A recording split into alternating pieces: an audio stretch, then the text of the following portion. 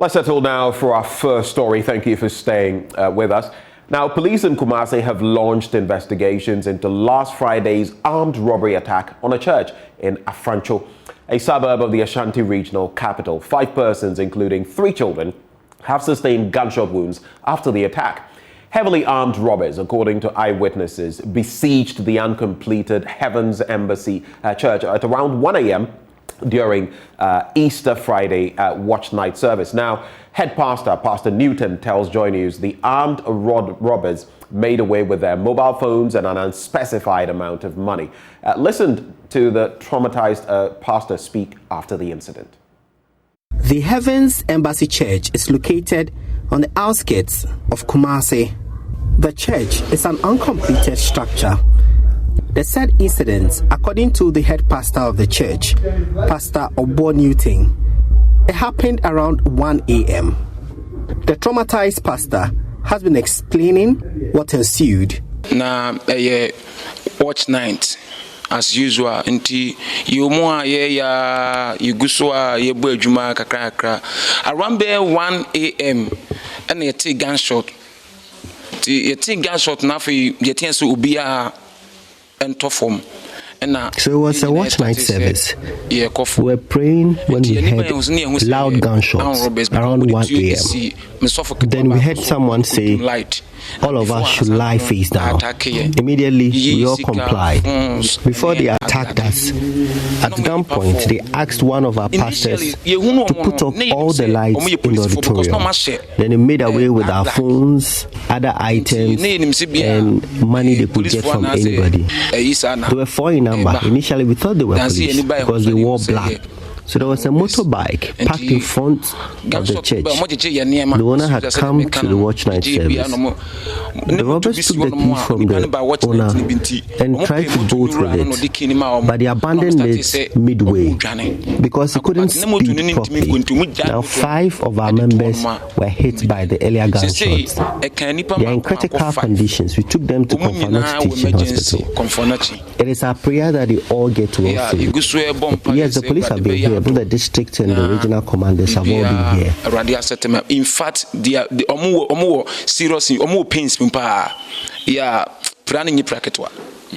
Now, a police for Appiah. But your police for Appiah, and the minimum say regional commander Ankasa Appiah no Appiah district commander so Appiah.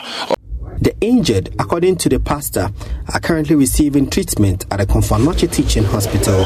Meanwhile, the Ashanti police have started investigations into the incident. Prince Appiah reporting. In our second story now, the 8 persons who were shot dead in Zakoli in the Yendi municipality in the northern region by unknown gunmen have been laid to rest at the Vitin cemetery in the Tamale metropolis. The bodies were handed over to the executives of the Fulani community after an autopsy was conducted. The bodies, which have been at the Tamale Teaching Hospital mortuary, were picked up this morning for some Muslim prayers, and they were sent to the cemetery for burial. It was a quiet and solemn mood at the Tamale Teaching Hospital morgue, where prayers were said for the dead. Allahu Akbar. From far and near, the Fulani community in the northern region and out of the region converged to pay their last respect. Osman Jello, who lost 3 of his siblings in the gruesome shooting, says he's lost all hope in life. He said he lost everything and made an appeal to government to intervene. We don't have anything in the house. We are left with kids and women. Now it is raining. This rain that is falling, we don't have shelter. We don't have food. We don't have anything. We don't have anybody. We are just pleading for the government to come to our aid. Ali Sunday, on his part, called for justice for the dead and appealed to government to put in proactive measures. Yes, we will do that.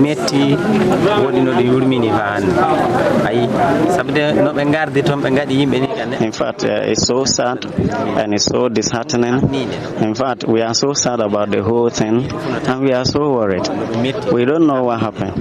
If you are just in your house and then all of a sudden people come to attack you. In fact, it's so pathetic. So we think that justice must be exercised. The government should intervene in the right direction. In fact, it is so sad and we are so disheartened and we think that proactive measures will be taken to remedy the situation. The culprits must be dealt with severely.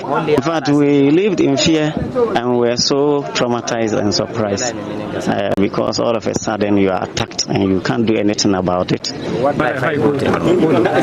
Some members of the Fulani community also shared their views on the shooting incident. We really feel bad.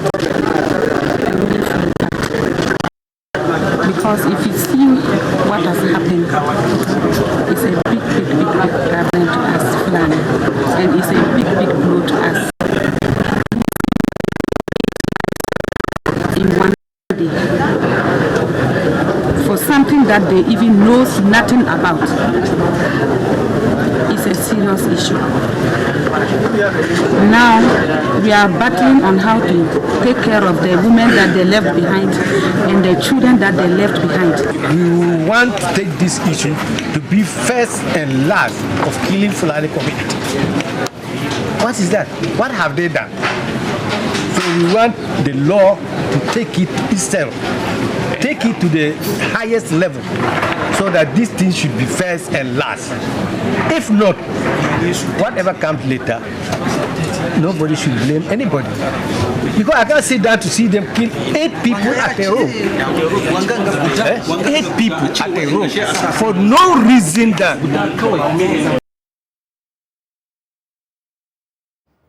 Now, staying with Easter, the Joy FM Easter Soup Kitchen got underway yesterday at the car park of Joy FM. The annual event that seeks to feed and celebrate Easter with the less privileged in our community got back after a 2-year hiatus due to the COVID-19 pandemic. Now, this year, your favorite presenters were in the kitchen preparing the meals together with other staff of the multimedia group and some volunteers who joined us. Let's check out how the feeling was. Hello, Nanaya, how are you? Please, I'm fine. And what are you preparing? Jollof and chicken. And which stage are you? How is it going? It's okay. How far with the jollof? No, it's going well. I mean, like you can tell, it looks very good already. And I'm sure it's going to taste fire. Boys to men jollof. It is going very well. He's the jollof specialist. I'm the stirrer. This is going to be the best jollof today. No, it's fine. It's fine. It's been great so far. Packing the food to distribute to our target group. We extend the goodness of the Lord to everybody, and they participate in this great day. It's going well. Actually, we did set out that we were going to do the cooking ourselves and be able to feed, you know, the less privileged around our community. And trust me, it's going well. Great. We also have some listeners who are helping with the packaging. Hello, ma'am. How are you doing? I'm fine. Your name? I'm Mabel Srimsai. Okay. I'm coming from Afram Plains. I think it's okay. How long have you been listening to Joy FM? Oh, I've been listening to it for a long time, but this is my first time of coming here. Okay. Our process is good. It's good. We have to continue doing it. One of the things that I have even realized we're getting to even do more is the team building. You know, we're working together, we're having a lot of fun, and we're doing this. It's not stressful and it's fun. We've been cutting a lot of carrots, cooking jollof, onions, frying chicken, everything, and it's going very well. We can't wait to finish, see the end product, dish out, package very well, and go and distribute. That will be the, you know, the crowning for us. So we are waiting. It's been an amazing experience. This is my first time since I joined Joy FM 2 years ago. But this has actually been a very interesting experience for me. It's also good to see most of the patrons around. I don't just see Joy FM and Hits FM workers. I also see some of our patrons here to help us. So it's going well so far. I've been in charge of preparing jollof. So this is just a bit of what we are doing. I am in charge of one set of it, and I think it's going well so far. Yeah, I have Winston helping me out, but he tells people that I'm assisting him, but that's okay. Yeah, so far so good. I'm excited. Because they don't want it to be overly competitive, they wanted all of us to prepare jollof. And we're all preparing jollof. And we've all been given various roles. So some are cutting, as you can see, some are cutting vegetables, others are, frying the chicken, and others are doing the stew. And so it's a concerted effort. Everybody is joining their hands to do, to prepare a very delicious meal. Now, the multimedia group ended up feeding over 2,000 of the less privileged in our community. Let's talk now about the Easter edition of the Love FM family party in the park, which promises to be super exciting as families ready to join in the fun of the season. Organizers say the event on Easter Monday, which is today at the Rattray Park, will have everything for the young and the old. Emmanuel Bright-Kweku has more in this report. As one of the most anticipated seasons on the Ghanaian calendar, it comes after 40 days of fasting and prayers in some churches.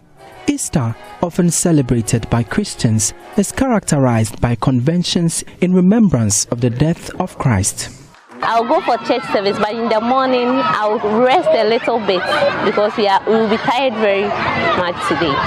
So most of the Easter time I'm here to work. Those times that I'll be in the house, I go to church after church. I just be in the house with my family. That's all. So what I want to do, if I get money, I'll take my children to a enjoyable place to see certain things. When they come, then I give them some malt and the food that they eat. Normally, during Easter, I also go to church. After church, and we go out with my boys. And that's what I normally do. After all the prayers and confessions are said at the church, all road leads to the Kumasi Rattray Park. It's the Love FM family party in the park. The New Year's edition saw families bonding and making merry. Event organizer Eric Inkum is promising a more exciting and bigger event this Easter. The Easter edition, I think the last time we had the Easter edition of the family party in the park was about 3 years ago because of the COVID-19 pandemic. So this is the first of its kind for about 3 years. And this one promises to be amazing. It's going to be fun. The reason why I'm saying this is because the New Year's edition, because we still had the COVID protocols to follow, there were some few restrictions. This time, we are bringing the biggest swimming pool in Ashanti. You didn't see that. And that is the biggest. And we're not bringing just one, two. So the kids love to swim, kids love swimming. So we're saying that bring these kids, let them come and swim. Let them come and make new friends. This is where all the fun is going to happen.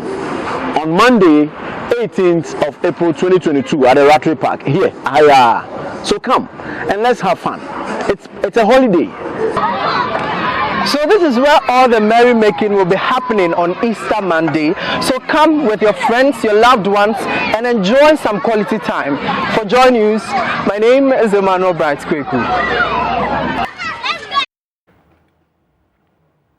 But you may have tried beef or pork or even turkey as an option for the festivities like Easter.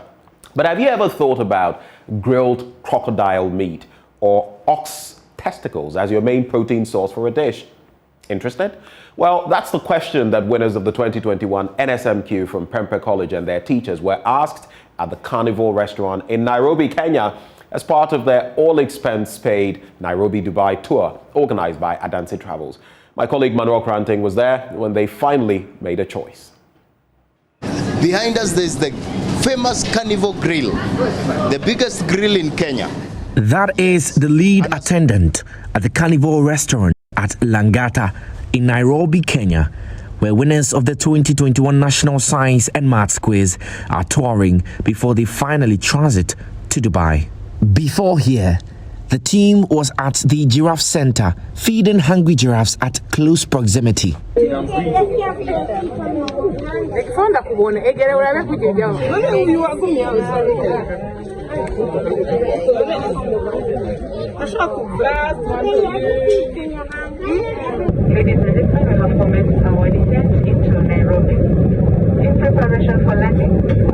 It's been a long 5.5-hour flight from Accra, and everyone is hungry. So the attendant at the Carnival restaurant runs us through the menu. An assortment of crocodile and ostrich meatballs and bull testicles. You sample everything, even the beef, the lamb, the chicken. It's a place to be. We carve it systematically, slowly, until you get tired. Oh, there's a flag. Yes, you throw the flag down like a sign of surrender. The menu at this restaurant has already got everyone on this trip salivating, even though a lot of us are indecisive about what to do with the crocodile meat. Soon, the food arrives and we start eating. Meat after meat, we taste almost everything on the menu. Many of us throwing away caution to satisfy our curiosity. I tried the ostrich, I tried the crocodile. It tastes nice. I took the pork, those ones were taking it already. The beef, all those fish were taken already. But there's extra ones we don't be taking in Ghana. I tried to take them. So they are nice, honestly, they are very nice. The crocodile meat was extremely soft and tender, much to everyone's surprise. Were these reptiles hunted from ponds? Very good. Where did you get the crocodile from?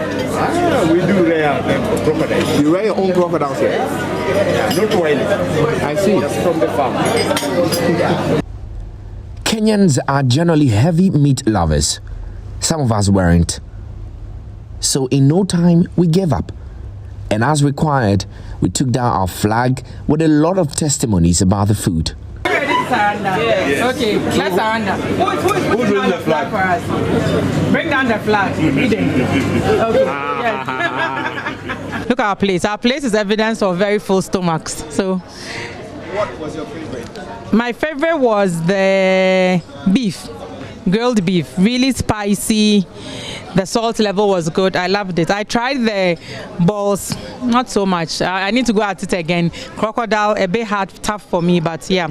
Apart from that, but the food is good. The food is good. The pork ribs, amazing. The waiters are disappointed we gave up too soon because they had so much more meat coming up. And maybe that's why they gave us a free invite for our next visit. For now, though, we are on the next flight to Dubai. Manuel Crunting, JoyNews, Nairobi.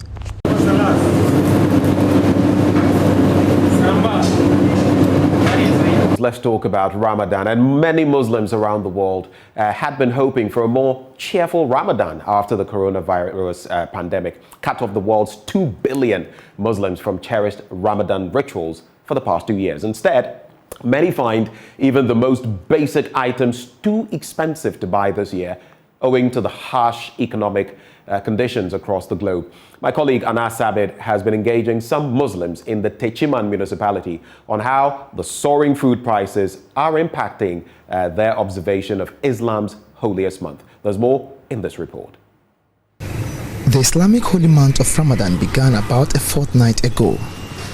For Muslims around the world, it is a time for spiritual reflection and abstinence from food and water from sunrise to sunset. This year, the high cost of living crisis, which is being intensified by several factors globally, leading to the sharp food price hikes, is having a toll on Muslims observing this holy month. Haruna Bawa tells me the situation is affecting many, especially the needy. The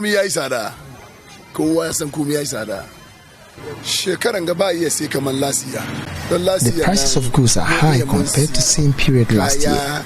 We used to buy a lot and share with the needy, but this year we can't do same because of the high cost of living. He believes that the situation is as a result of the high cost of fuel prices at the pumps.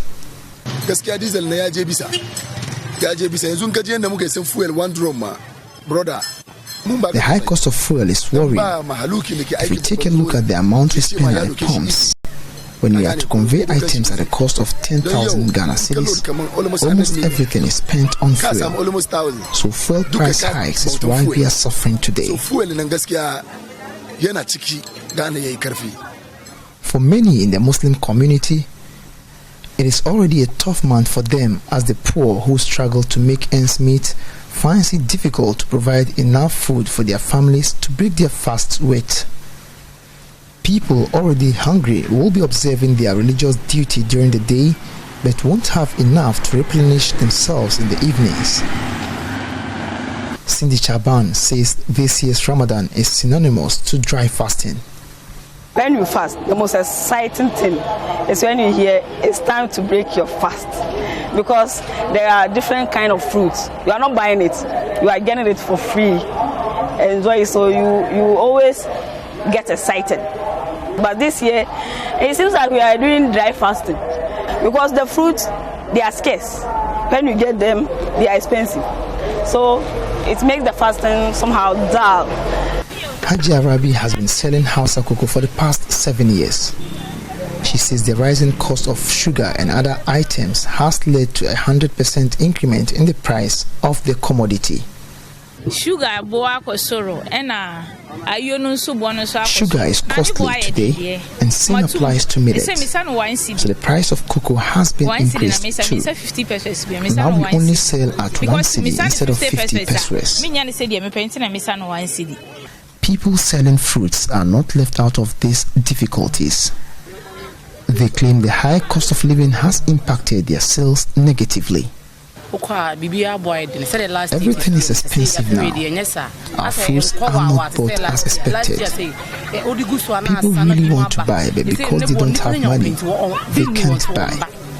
Whilst others are optimistic that the situation will improve going forward, Man John has lost faith entirely.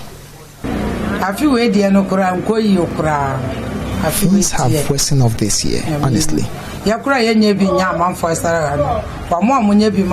can even feel this. At first, I thought there would be improvements. Now, I have lost hope. For these people we've been engaging, their sole hope is that authorities will institute measures capable of easing their hardships. Reporting for Joy News, Anas Sabit, Tichiman.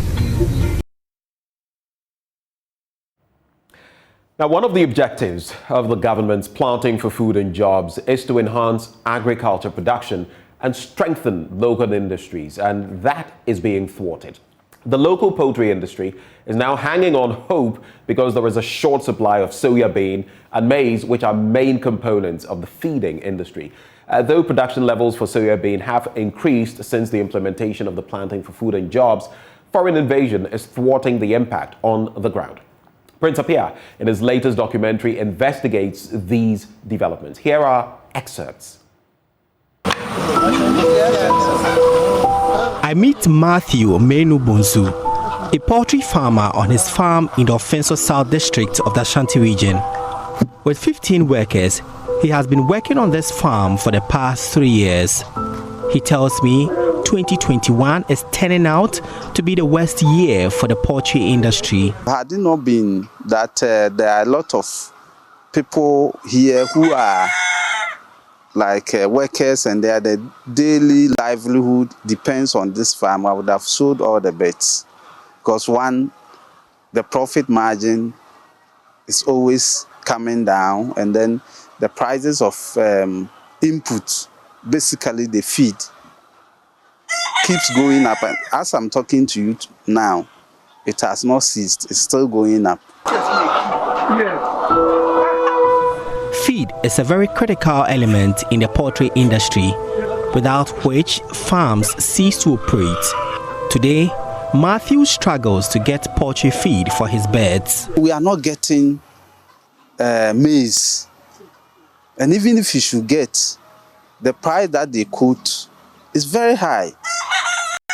And this business depends so much, about 60% of the feed is prepared with maize, and 2 Wheat bran is another commodity that we use to prepare the feed.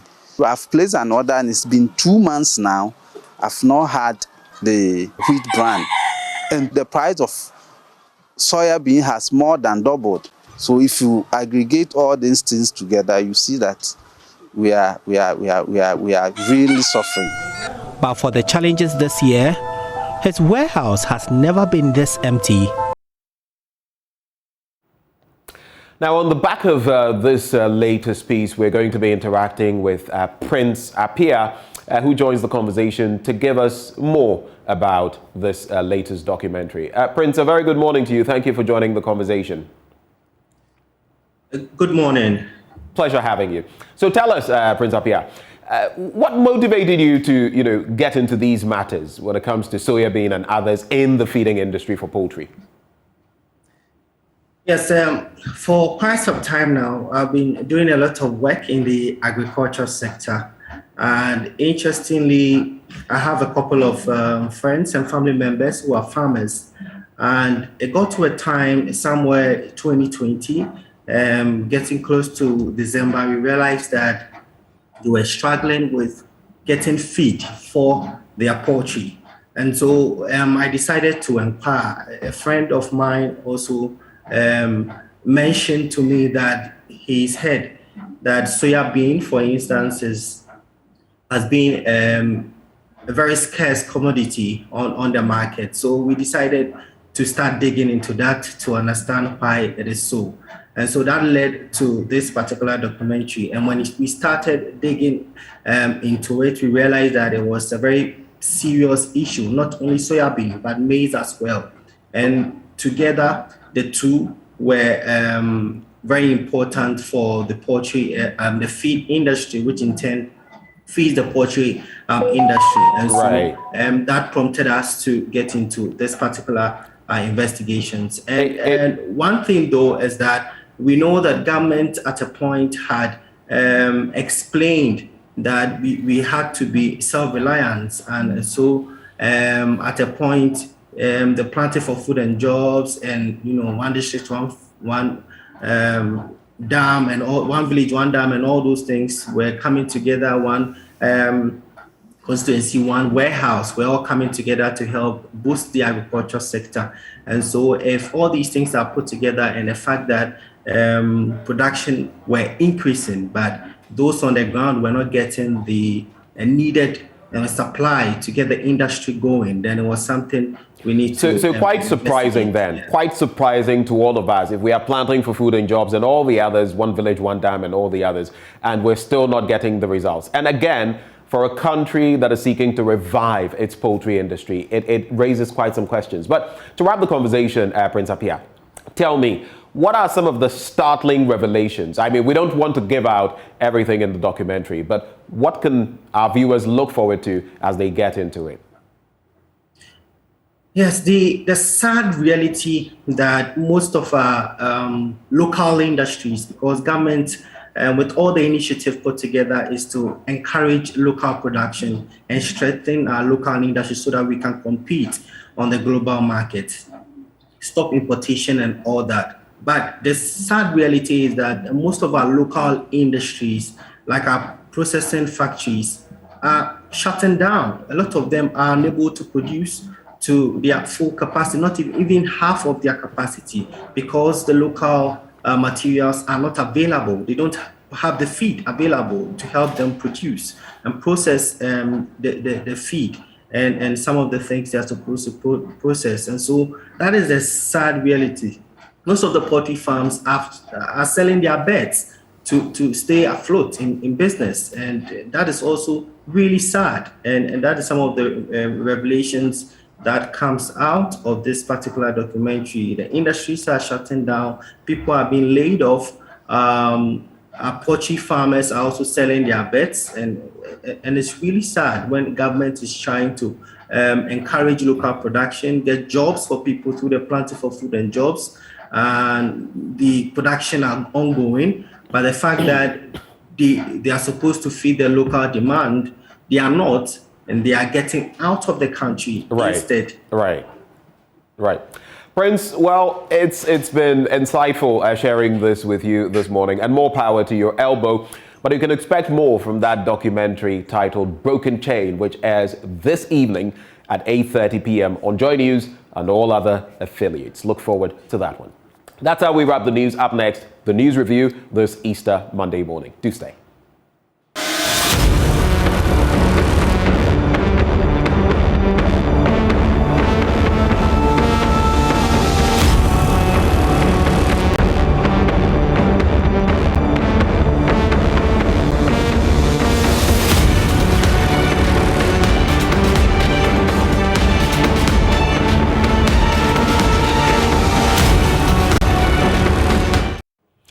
Well, thank you for staying with us for the news review. We're joined this morning by Executive Director, Media Foundation for West Africa, Suleimana Brahima. He joins us to review the pertinent issues making the headlines in our news portals. Mr. Brahima, a very good morning to you, sir. Good morning to you, and good morning to our viewers. Happy Easter to all our cherished viewers. Right. It's been a while, and it's only fitting to say, I don't know whether it is both Happy New Year and Happy Easter as far as we are concerned. I don't know. Have we spoken this year? No, I don't think we have. It appears we haven't, so it's only fitting. Well, grateful that you've taken the time to join us. But let's start off with our discussion this morning from the standpoint of Easter. And before the festivities kicked in, we heard from His Excellency the President talking about the fact that we all ought to adopt certain precautionary measures to ensure that there's no further spike in COVID-19 numbers during these festivities. Before that, he had given his address to the nation, the 28th one, and he had spoken about the fact that now we were free to, go to most gatherings without using masks and all of that. But that at these gatherings, vaccination cards should be checked and all of that. From my experience, places I've been to, that is not happening. So what have you seen? What have you heard? And what have you noticed as people have done kwewu? As people are still celebrating today is Easter Monday. What is your quick reflection on the directives versus the reality on the ground? Well, I think that as far as COVID is concerned, quite a lot of people had already given up on the safety measures. I think for a lot of people, COVID is over because we no longer hear the president giving us the usual addresses. Apart from that, you hardly even find people wearing masks in the various public gatherings and public places. And so for many people, especially market women and all of that, you hardly find anybody using the masks. And so I think it's unfortunately too early for us to assume that all is over with COVID, because it is not. We all know what is happening in China, where cities are being locked down because of cases that are coming up again. And by its nature, I believe that if we witness a spike in trend or spikes in numbers in a particular country anywhere in the world, the risk is that the potential for spread is quite high. And so, of course, we've come to a time where we needed to take measures to reduce the impact of the pandemic on our lives and on the economy. But as a country, I think that we ought to have still sustained the momentum somehow, so that we don't give the false impression that COVID is over. Already there are so many people, thousands of people, if not millions, who did not even believe that there was anything COVID. In fact, you still talk to people who say, well, it was something that was, being mentioned to scare people. It was politics. Oh, COVID didn't kill anybody. It was just people dying. And then people alleging that was COVID. How come in our community we never had anybody suffering or dying from COVID and so on? So already the misconception and wrong impressions were all over. And I think that we needed to sustain the momentum more longer than we have now. With the president's address, unfortunately, it even entrenches or enhances that misconception that people already had, that COVID was over. But I think we need to still continue with the public education so that people are aware. that at any point in time we could be caught off guard. Interesting dynamics there. Staying with the Easter celebrations. So the Christian Council's chairman has said that reducing the Easter celebration to parties and dancing is an insult to the Christian faith. It's a story on myjoyonline.com. But for as far back as I remember, and pardon my not so old age, if you like, these festivities, whether it be it Christmas, be it Easter, be it the Ramadan, have always come with some partying. Just call from the chairman of the Christian Council? Well, I think that he is right, but the circumstances that we find ourselves in now perhaps give some sort of justification to why people would even want to party them more. Because for almost 2 years now, occasions that allow for people to come together and celebrate, we've had the unfortunate incident of COVID restricting the extent to which such celebrations can happen. And then we have a situation now where numbers have gone down. We hardly hear about anybody dying. Until the president's address, nobody even knew the infection rates in our country today. So it was almost like, well, for 2 years, we were held hostage by this pandemic. And for now, it appears it is over. It's time to get back to our usual lives. And in terms of getting back to that kind of situation that we've always been used to, then we do it the more. It's almost like being incarcerated and being granted freedoms. You may end up, engaging yourself in ways that you may not have ever done in terms of, exercising your freedoms and so on and so forth. Of course, I think that moments like this are moments for reflections, moments for examining one's own life in relation to what we all know about, Christ, or in Islam, Muhammad, and their lifestyles. Unfortunately, I think over the years, that's what we've always done in terms of celebrating, coming together, which is not bad in itself. But I think that the call is in place, in order. We need to reflect more, examine our lives more, try to see what COVID has done to us and how we recover, and share ideas and thinking around these issues more than celebrating and throwing caution to the wind. Well, it's interesting, isn't it, that Passover, Easter, and Ramadan in 2022 seem to be coming to us at around the same time. Very interesting dynamics in there. But from what you've seen, again, right before we move away from the celebrations and COVID-19, from what you've seen so far, are you hopeful that we'll get past these festivities, Easter now and Ramadan shortly after, still managing our COVID-19 levels, looking at what you've seen out there? I'm sure you've been out yourself. Well, one can just be hopeful that given that the numbers are fewer, the possibility of coming into contact with an infected person is therefore automatically also low. And to that extent, we can just be hopeful. The other thing is that once the numbers are down, it would mean that capacity for case management would be higher, because as the president said, our treatment centers are empty and so on. I think the danger is where you have an overwhelming numbers that makes it difficult for our medical personnel to be able to cope and manage.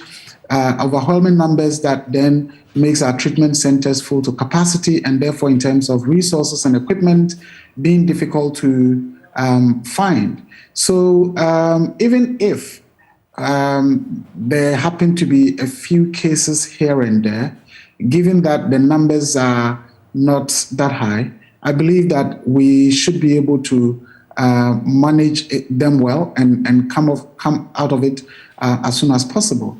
The best is not to even have any case at all, like the Chinese are trying to do now in some of their major cities. But in the event that unfortunately we do record a case here or there, I believe that we should be able to manage them. And again, I think that people, at least those of us in the cities, have come to terms with what must we do in the event that there are increasing numbers in terms of the safety precautions at our workplaces. What must we do, and so on and so forth.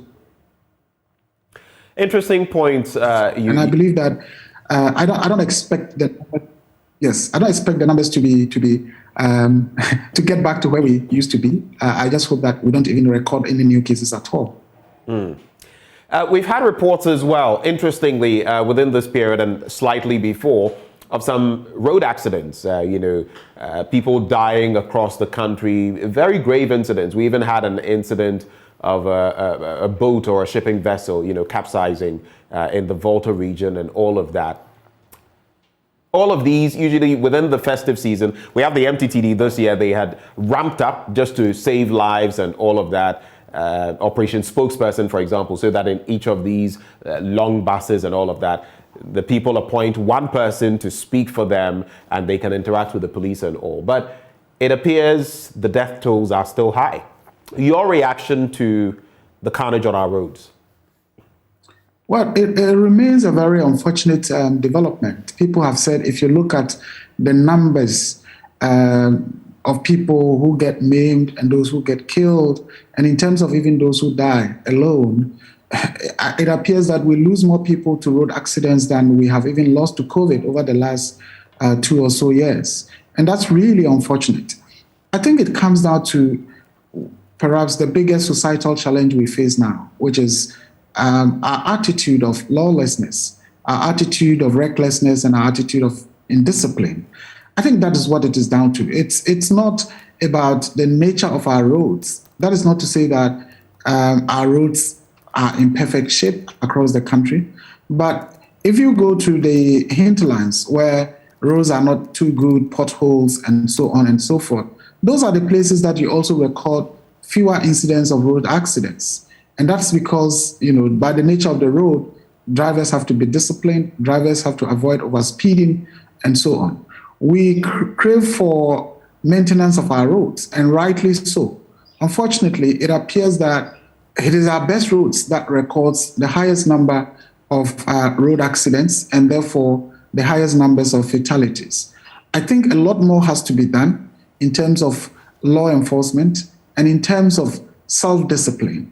And by way of law enforcement, I think our police, road safety authority, they've been doing quite some good work, but more needs to be done. I believe that if the laws were to be strictly enforced, drivers would act accordingly, and that to some extent will reduce the carnage that we are seeing on our roads. Not too long ago, we used to hear that articulated trucks and heavy-duty trucks are not supposed to be moving on our highways after 6 p.m. Right. One wonders what happened. Of course, it puts some limitations in terms of our capacity to transport goods and services. But if that has been reviewed, what were the countermeasures that were adopted to ensure that the risks posed by having these vehicles on our roads at that time is somehow mitigated? So I think law enforcement, we need to do more of it, and then instilling discipline. Again, in terms of law enforcement, who are the people driving? Do we really have qualified drivers on our roads? Or it's just, persons who feel, I can move a car, and with or without a license, they move on. In terms of driver's licenses, how do people acquire them? Do they really go through the testing that needs to be undertaken before they are issued driver's licenses? I doubt, because sometimes, people who perhaps have driver's licenses, and you wonder. And those of us who drive on our roads here in Accra, sometimes, the way trot drivers, the way taxi drivers, and sometimes even people driving private vehicles, the way they conduct themselves on the road, as if they want to fly. So as I keep repeating, it's a question of law enforcement and the discipline that we all have to ensure that our roads become more secure and safer for all of us. Right. And we have, that Kia Rhino truck that recently led to the deaths of some 5 people. it's been a sad, Easter period. But like you're saying, there's a lot more work to be done, and hopefully we shall do it. But from the carnage on our roads, let's talk a bit of politics. You followed what has been happening in Asin North, and now we've got to, in fact, it's a discussion we're having today with Abraham Amaliba as well, of the NDC's legal team. But looking at all the developments from the High Court now to the Appellate Court, and of course the Supreme Court also playing its bit in there recently, allowing that injunction and all of that, we've heard from the likes of Professor Kwekwasari. And it's interesting what he says recently. He says the Constitution did not permit Ghanaians to hold dual citizenship. Therefore, Article 94.2 is not a dual citizenship office holding exclusionary clause. And he is basically saying that we are stuck in the 18th century if we equate citizenship to allegiance. I'm sure you're getting his point, that the mere fact of citizenship is not equivalent to allegiance. And this is, he cites Article 94.2, which provides that a person shall not be qualified to be a member of parliament if he owes allegiance to a country other than Ghana. It does not provide that a person shall not be qualified to be a member of parliament if he is a citizen of a country other than Ghana. So again, you could call it loopholes in our law, because since 1992, there are a lot of things that have come up and people have said, this is not concrete. That is why we need to look at our constitutional arrangement again. What is your take? Do you agree with him? Well, I very much agree. I think that, well, the framers of our constitution may have had some idealistic views in terms of making those provisions that make it impossible for persons who have dual citizenship to occupy certain positions in our country. But I think that we've gotten to a point where we need to look at it again. Because for me, it's more about who are the persons with the requisite skills, patriotism, integrity to help develop this country. And to be honest with you, from my engagement and listening to some people who, are obviously persons who hold allegiances to other countries, sometimes you get the impression that certainly perhaps they even mean well, more than those of us who are just, we are Ghanaians and hold no allegiance to other countries. There are people who are doing fantastic work for this country and yet have, dual citizenship. Is it about persons who can contribute to the development of this country? Of course, they must be Ghanaian. And we do know that there are occasions where we hire expatriates to come and help us. So if expatriates can hold or help us in various endeavors, what then prevents us from having our own citizens who, for one reason or the other, decided to take up citizenship of another country from serving in a role such as being an MP or even a minister? Because look, there are countries out there, even including the US, let me say the most advanced country in the world, the most economically powerful country in the world, militarily powerful country in the world, who are still tapping into talents from other countries. And some countries would, if they know this person has a unique talent, is in another country, they sometimes would even encourage the person to take up citizenship of their countries because they have a unique talent that can contribute to the country, to their countries. So why are we as a country discriminating against our own people by the fact that, the person also holds an American passport or holds a Canadian passport and so on and so forth? I think it's important that we take a look at that particular provision and limit it to, it doesn't matter if the person, for the fact that the person comes down to want to contest to be an MP or wants to be a DCE or wants to be a minister or support our development in any way, should tell us that, well, the person sees himself or herself, first of all, as a Ghanaian. And the reasons for taking up nationality of another country sometimes is just to help people educate themselves, help people get some benefits of the country where they have decided to take up opportunities for education and so on and so forth. After that, if they want to come down to help in one way or the other, right, why must there be a restriction? I don't think that it's a helpful provision in our constitution. Right. Let's take, and that story was from graphic.com. Let's just look at a few more stories from there. There's Kwewu retains spotters' ultimate Easter destination, and paragliding returns to Kwewu after 2-year hiatus. There's also Dag Heward Mills loses first son, and of course our hearts are with him in his loss. Never a pleasant affair to lose a child. I've not been there, but I know people who have, and it's shattering. So we commiserate with him, the church, and the entire family. But there's also imams told to lead crusade against drug trafficking consumption in Zango communities. That is graphic.com. What do you make of this? Imams told to lead crusade against drug trafficking consumption in Zango communities. And put that side by side. At a point in time, his soul rest in peace, Busumur Kofi Annan did talk about legalization when it comes to weed, okay? And he spoke about, yeah, let me just leave it in that context. Everyone will get it when I say weed. He spoke about the commercially viable aspect of it, and it's a multi-billion-dollar industry. Some have been pushing for that. In fact, we have our own legislations in line, with that, and some are hoping that in the years to come, it would not just be legal, for example, for medical purposes, it would also be legal for recreational purposes. What is your take on this? And then the charge for religious leaders to, aid people move away from drug trafficking and consumption in the Zango communities. Well, first of all, let me also add on to the expression of commiserations to Bishop Dag Heward Mills. It's a very, very sad development. Of course, as you said, we have not gotten there yet. We don't ever wish to get there yet, but you can just feel the pain even if you were to imagine it. And so it's a very sad development, and our commiserations to him, the wife, and the family. And we pray that God grants our late brother a peaceful resting place.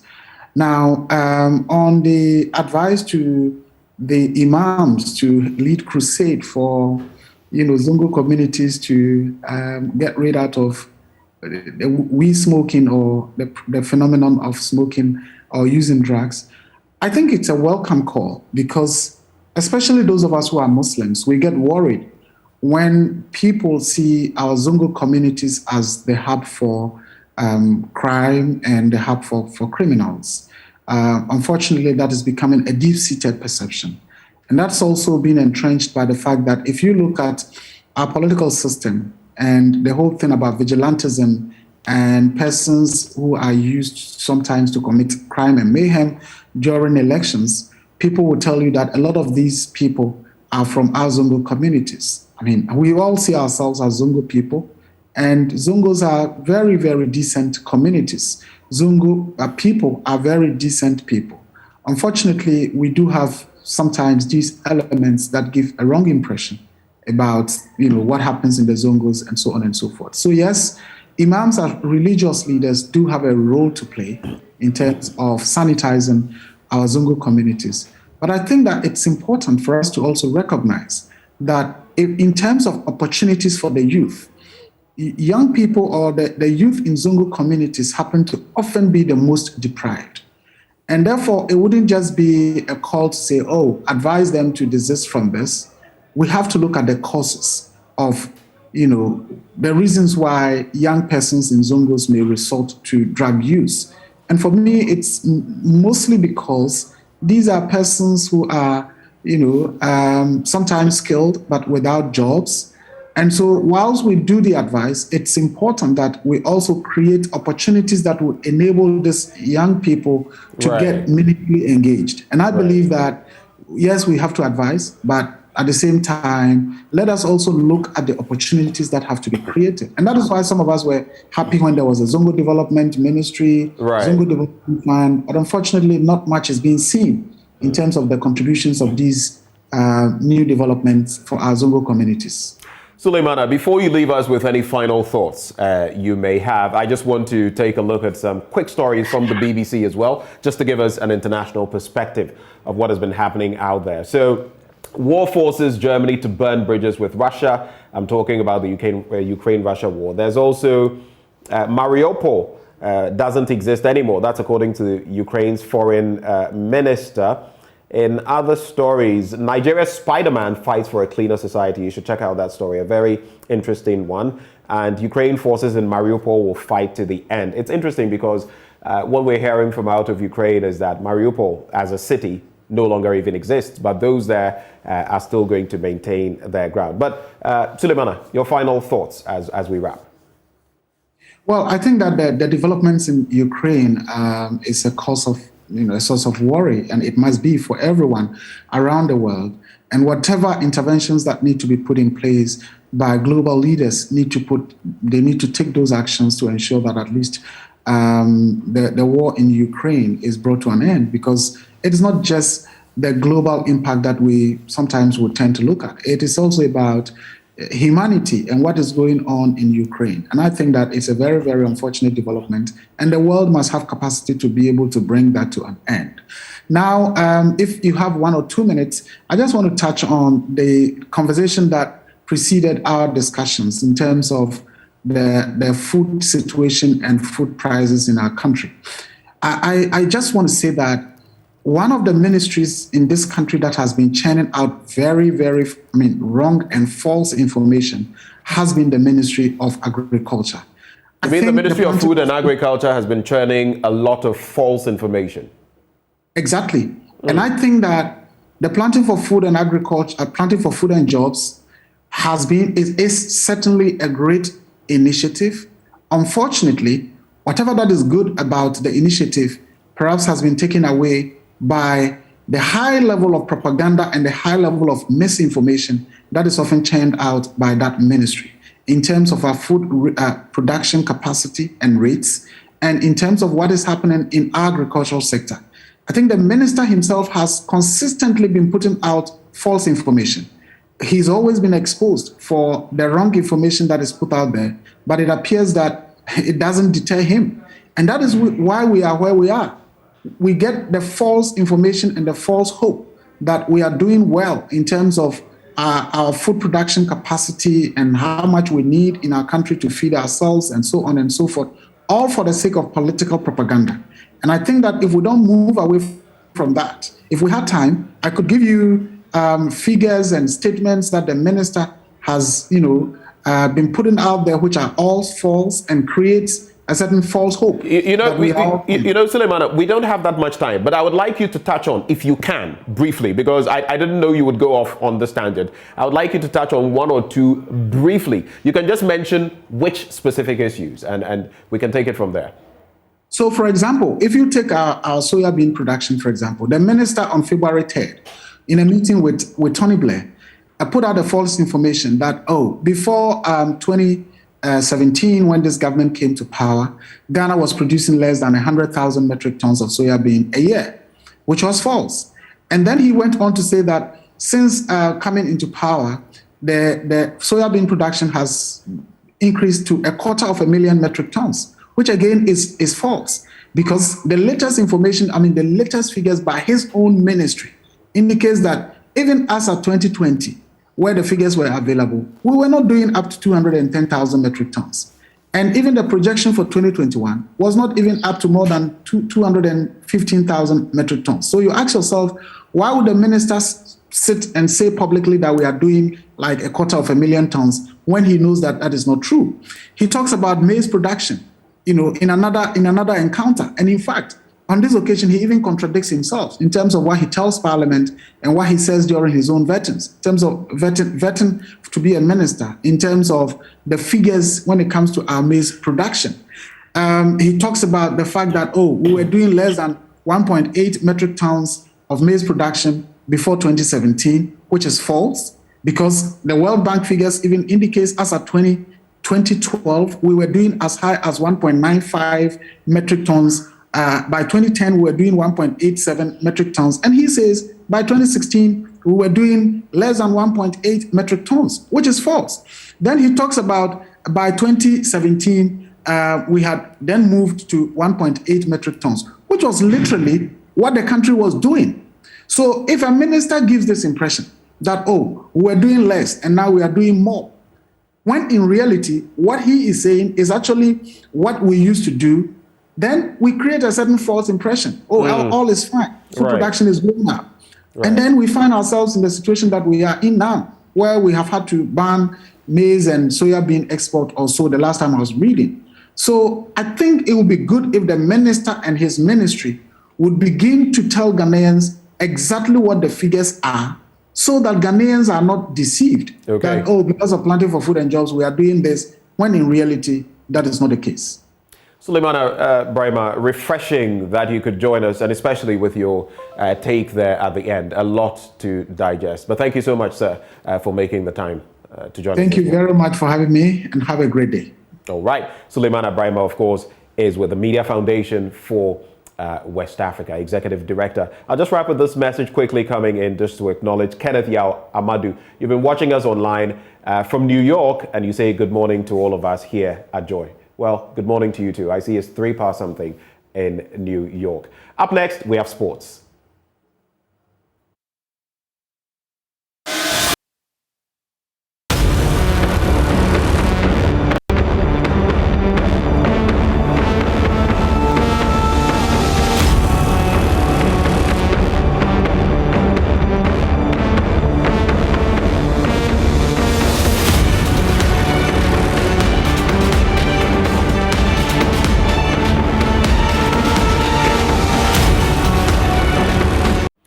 Well, thank you for staying with us on the AM show on Joy News, and hopefully you're enjoying your Easter Monday. But we hit you with the big stories now as we get into some legal matters of great concern. Topical, especially because they are shaping our jurisprudence and our judicial processes in this country. And coming into sharp focus, the 1992 Constitution of the Republic of Ghana. Now, we know about all of what has transpired in recent days and weeks on the back of the Asin North Member of Parliament, James Jachikwason. And yes, he still remains Member of Parliament. But per the 5-2 ruling at the Apex Court, he has been injuncted from acting or carrying himself as such. But he still remains that.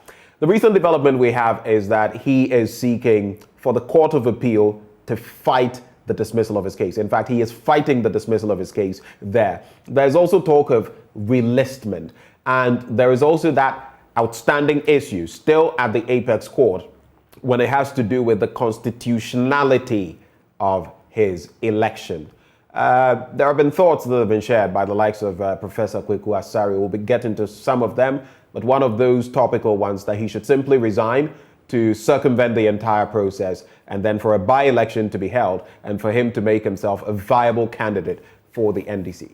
Well, helping us discuss all of these issues, we'll be hearing from the NDC legal dons. But first, let's be joined by lawyer Bobby Banson. Bobby, a very good morning to you. Thank you for joining us on the AM show. Good morning, and thank you for having me once again. It's always good talking legal matters with you on the AM show. So tell me, what is your reading? I don't think I've had a discussion with you. What is your reading on the back of what happened recently in the Apex Court and the 5-2 ruling? Your initial take from there. You know, one thing that people have spoken a lot in the context of, for lack of a better word, criticizing or bashing the judiciary is that when it comes to political cases, it's almost always unanimous. If it's not unanimous, you get to know, okay, this one was appointed by this government, so they voted in favor of them. When I was reading, I was hoping that I could see people speak, especially those that have been very loud, criticizing judiciary for voting on partisan lines, to say that, oh, okay, this one, 2 of the persons who were appointed by the ruling government voted against or ruled against the submission of the Attorney General. They have not said that. And for me, it marks of some level of inconsistency in that analysis. Let me play devil's advocate here. Let me throw a spanner in the works. This is on the back of people complaining time without number, and even going ahead to call it, like I've seen in some posts, unanimous FC. Just playing on words, that it's always a unanimous decision. But then, isn't it crucial that on the back of what Albert Kandapa said, I mean, we're seeing some of these developments? Again, that is why unfortunately, you see the judiciary, the judges do not have an opportunity to come and speak to these things in the public space. But look, if you read the dissenting opinion, the lawyers for the MP did not even put up a response in substance to the application for injunction. They raised the preliminary legal objection. And from my reading, unless I misread it, that was all that they did. Now, the two other Justice Amegache and Agnes Doji, I think, raised very, very important legal objections to the application in substance and even to the writ that had been filed in the Supreme Court itself. And these submissions that they made on their own had not been put forward to them by the lawyers for the MP. And so wherein lies the bias? People must take emotions out when they are speaking about judgments. Because judges, yes, they are human beings. They are bound to make mistakes. We cannot say that every decision from the High Court, Court of Appeal, and the Supreme Court is perfect. Some of us would agree with it. Some people will accept it. But when we are criticizing them, I believe we should be careful. And this is one case where I was hoping that part of the discussion in the media space, especially by the persons who have always criticized them, that, oh, this one was appointed by this one, that is why he voted. Look, the two of them gave very, very sound dissenting opinions, very, very sound. And these were not put forward to them by even the lawyers for the MP. And so we should give them that credit, that they do not just sit there to vote on partisan lines, or they do not just write things because they want to write them. I've just forgotten. And they put a lot of reason to their decision. We may not all agree with the conclusion, but that is the beauty of the law. I've forgotten the name. The name of this justice just escapes me. But you recall, for example, there was an NPP administration that gave him the opportunity of being on the Supreme Court, and then the election petition, 2012, the first one, came up. The name just escapes me, and he was one of those who voted that things had been done the way they should have been done, and that the president then, former President John Dramani Mahama, should be retained. When his name comes to mind, I don't know why his name has escaped me, but when it comes to mind, I'll mention. So that feeds into what you are talking about. But the other angle that you've also broached or touched on has to do with the fact that they are, in fact, fallible, and that they make mistakes. There are so many landmark cases, not just in Ghana, in better established democracies across the world, where even landmark decisions have been overturned. So I feel also that isn't it justified when people question the system in this manner, even lawyers, because we are continuously fine-tuning our judicial process. Is there any error? I have criticized some decisions of the Supreme Court in writing, published. Yes, I think the justice's name is Bafuboni. I think it is Bafuboni. Yes, I think so. I have published articles criticizing some of the decisions of the Supreme Court. Like you said, it's the beauty of the practice of the law. And so there are decisions in other jurisdictions, like you use the term, well-established legal systems that have subsequently been overturned over time. That is the law is a human, the Constitution has been described as a living organism. It grows. So over time, the circumstances will be different. But when we are criticizing the decisions, my only problem is when it is criticized as if the judges only vote on partisan lines or to suit those who... That is my worry. So you may disagree with their conclusions, but it is very unfair to say that somebody who has practiced law for 30, 40 years would lose his sense of reasoning only because he was appointed by, or he has to vote in line with those who appointed him. That is very harsh. And I think that those who continuously toe that line should use this, and then they should be careful on criticizing the judges on those lines. I'm not saying nobody should criticize them. I have said that they are human beings, they make mistakes. Academically, you have an opportunity to criticize them. But if you criticize them on the lines that they only vote because of the persons that appointed them. Here we go with an MP where two judges appointed by the ruling government disagreed with the submission of the Attorney General and even raised very potent legal issues that the lawyers for the MP did not raise. Let's get into some of those potent arguments from the obiter, if I'm correct, or the dissenting views. The dissenting opinions. The dissenting opinions of these two justices. Which ones for you are things that we should reflect on? Because I'm also keeping in mind some of the things that other legal luminaries have said, like Professor Kweku Asare, talking about, citizenship and allegiance. And we'll get to that point. But when you read the dissenting opinions of these two justices of the Apex Court, you say that they make crucial points. What are some of the crucial points that maybe we ought to be looking at? Because again, we are in a continuous process of tweaking our 1992 Constitution, which has not seen change or much change since that period. The decision delivered for me raises, like almost every decision, two important aspects of law that I think is worth discussing. One, the procedural gymnastics, for lack of a better word, right. And two, the substance of the case. Okay. As at the date of the decision, one thing that, and I don't know why, you said you speak to the NDC lawyers, maybe they would explain. As we speak today, the decision of the High Court is not even on appeal. I hear you say they are now going to file realignment, what have you. So as we speak, the NDC or the MP, let me not use the NDC, the MP did not pursue the appeal against the High Court decision. And it was struck out for want of meeting the conditions of appeal, which is like basic things like paying the bond for the appeal and signing the bond. Right. And I wonder why. Because if you are saying that the decision of the High Court is wrong, you have filed an appeal. And remember, with appeals with the members or challenging the election of a member of parliament, it ends at the Court of Appeal. The Supreme Court has nothing to do with it. And so if that is your final appellate court and you don't pursue it, what were you trying to achieve?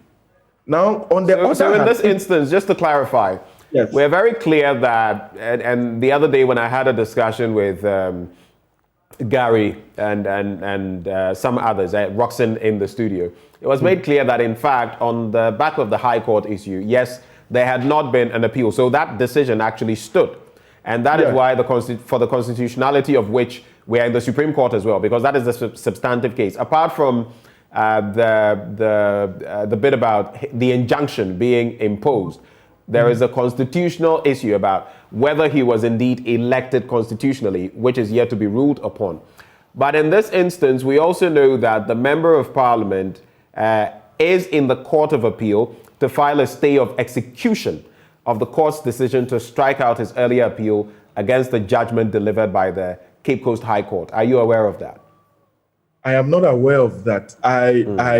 If it is indeed a stay of execution, I wonder how procedurally it will. I have not seen the documents that they are relying on, so I would not want to speak to it, except to say that, you see, the dissenting opinion touched on very fundamental things. One, a High Court has delivered a judgment, right, declaring that at the time you filed your nomination for election, you were not qualified. I'm using the words loosely, okay, not quoting exactly what the High Court judge. You have not appealed against it. It was not the Member of Parliament who went to the Supreme Court. It was not. If it was the Member of Parliament who went to the Supreme Court to ask for constitutional interpretation of those articles, then one would have said, okay, he's trying to challenge it. But it was the plaintiff. So the dissenting opinion, or the judges who delivered the dissenting opinion, said, what are you coming to the Supreme Court to achieve? Because constitutional interpretation is not done in a vacuum. It is mostly done in the application of facts, or it is done in the context of facts that have been disputed. And so if your constitutional interpretation would result in a rehearing, again, I'm using the word loosely, may not be the legal terms used by lawyers, but I want to assume that most of your viewers are not lawyers, a rehearing of the High Court's decision, then you are sort of reinventing the wheel. And so for them, that is those who were in the dissenting, the minority, you cannot use this means of invoking the original jurisdiction of the Supreme Court to enforce a judgment of the High Court. When a High Court delivers a judgment, it can be enforced by the means known in the High Court. It can be enforced by contempt of court, which I think is the most suitable in this case, where the High Court has declared that you were not qualified, and so your election is a nullity, and you continue to hold yourself out. Those that have been affected by the decision or the judgment creditors may decide to have brought an application for contempt. Now you see the procedural difficulties that the plaintiff may have faced, that you have an MP who is, quote and unquote, evading services of court processes. That is why I believe in the Supreme Court he was even served by substitution. I think so. And so if you want to cite him for contempt, which is very difficult to serve by substitution, you have to serve personally, then it becomes a problem. That may be why the plaintiff decided to go to the Supreme Court to commence that process. And so there's a lot of procedural landmine in terms of the rules of court and how it's applied with this decision. And I want to think that over time, another bench in a similar matter, or perhaps in the final judgment that will be delivered on the substantive case, the Supreme Court may clarify some of the things they have said and the effect on practice of the law going forward. Whether or not someone who has obtained a High Court judgment, which as on the date that the Supreme Court delivered its ruling on the injunction, was not the subject of appeal, can invoke the supervisory jurisdiction of the Supreme Court, which will in effect be an enforcement of the High Court judgment. That may be a question that the Supreme Court may clarify as we go forward, because as it stands now, if you want to take it as the ratio, then it becomes a problem. Yeah. Right. Just hold for me, Bobby, and let me bring in former Member of Parliament for Tamale Central, Inusaf Hussaini. Mr. Hussaini, it's a pleasure having you join the conversation this morning. Good morning. How are you? I'm very well. And happy Easter to you. Oh, good, good. Happy Easter to you. Blessed Easter. Listen, lots of. Thank you. Let's get into the Asin North Member of Parliament's case. Now, we hear that he is at the appellate court, and it has to do with some releasement and also appealing. Are you with me, Inusaf Hussaini? It appears we've lost Inusaf Hussaini. I will get him right back on the line and put the hard questions to him, and also find out from the NDC's end what exactly the way forward could be, because we'll also be hearing from the likes of Baba Jamal. But let me quickly come to you, Bobby Banson. So the Supreme Court has explained that it's... Bobby, just hold for me. My apologies for this. Inusa, welcome back. Can you hear me? I can hear you. Right. So on the case of the Asin North Member of Parliament, and he still remains Member of Parliament, he's just been injuncted from carrying himself as such. We hear of this situation where he's at the appeals court fighting the dismissal of his case, and we also hear talk about releasement of his case. Some lawyers say they are unaware of the situation. What is the reality of that? Do you have any idea? Thank you so very much, and once again, happy Easter. The matter of the Asin North MP was appealed against, the High Court decision was appealed against in the Court of Appeal. Right. While pending the Court of Appeal, the petitioner applied to the Supreme Court. Now, the back and forth of the Supreme Court and the fact that he had to be served, and then he was given some time to file his response to the petition, the motion for injunction. It made the pursuit of the High Court matter take backstage. And so while the rules of court require that he filed his appeal within a certain limited period of time, I think he was out of time. And so the appeal was struck out. But it's a normal procedure of court. I think that he is going to court to have it relisted. Because this matter has to be decided on its merit and not on technical grounds. So does that mean that as we, speak now, technically, the High Court's decision still holds? Well, there's an appeal which has been struck out. Okay. Now that is the confusion that is surrounding this case. Now, So the High Court gave a judgment in the matter. The judgment was appealed against. Before the appeal could be heard, the petitioner went to the Supreme Court. The Supreme Court exercised its jurisdiction to injunct the MP. Now you ask, and that is an interlocutory matter. The injunction is interim. That is between the commencement of the case and the final determination of the matter. And so, being an interlocutory judgment, I've heard people argue that the High Court decision is a final judgment. Then the question is, how can the Supreme Court exercise its jurisdiction to injunct a member of Parliament when there is a final judgment? Clearly, the only way you can reconcile it is that the appeal court took notice of the fact that the MP had in this case, the respondent had appealed against the decision, being the appellate respondent to the Court of Appeal. And so that was why they exercised that jurisdiction. Otherwise, it would lead us to a lot of confusion. So as it stands now, again, it is left to the apex court to determine that final issue, the substantive issue of the constitutionality or otherwise of the member of Parliament. There are two matters pending. Right. The first matter is that the judgment of the High Court that has not appealed against.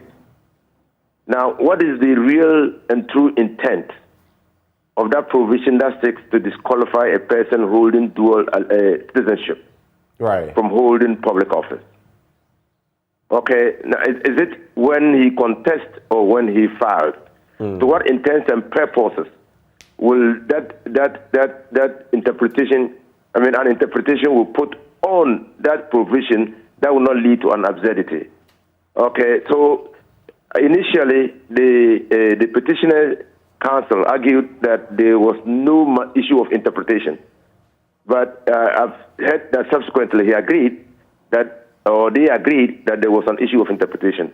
So the matter, the argument of the respondent, in this case, respondent applicant in the Supreme Court, is that the High Court ought to have escalated the constitutional interpretation to the Supreme Court for an interpretation, as that will have a bearing on the decision of the High Court. Wow. So that makes for a very interesting picture. But just hold for me, Inusaf Hussaini. Let me also say a very good morning to Baba Jamal, who joins us on phone. Baba, a very good morning to you. Good morning, my brother. It's a pleasure having you join this all-important conversation. Just before I get to you, Baba Jamal, just hold for me. I wanted to acknowledge you.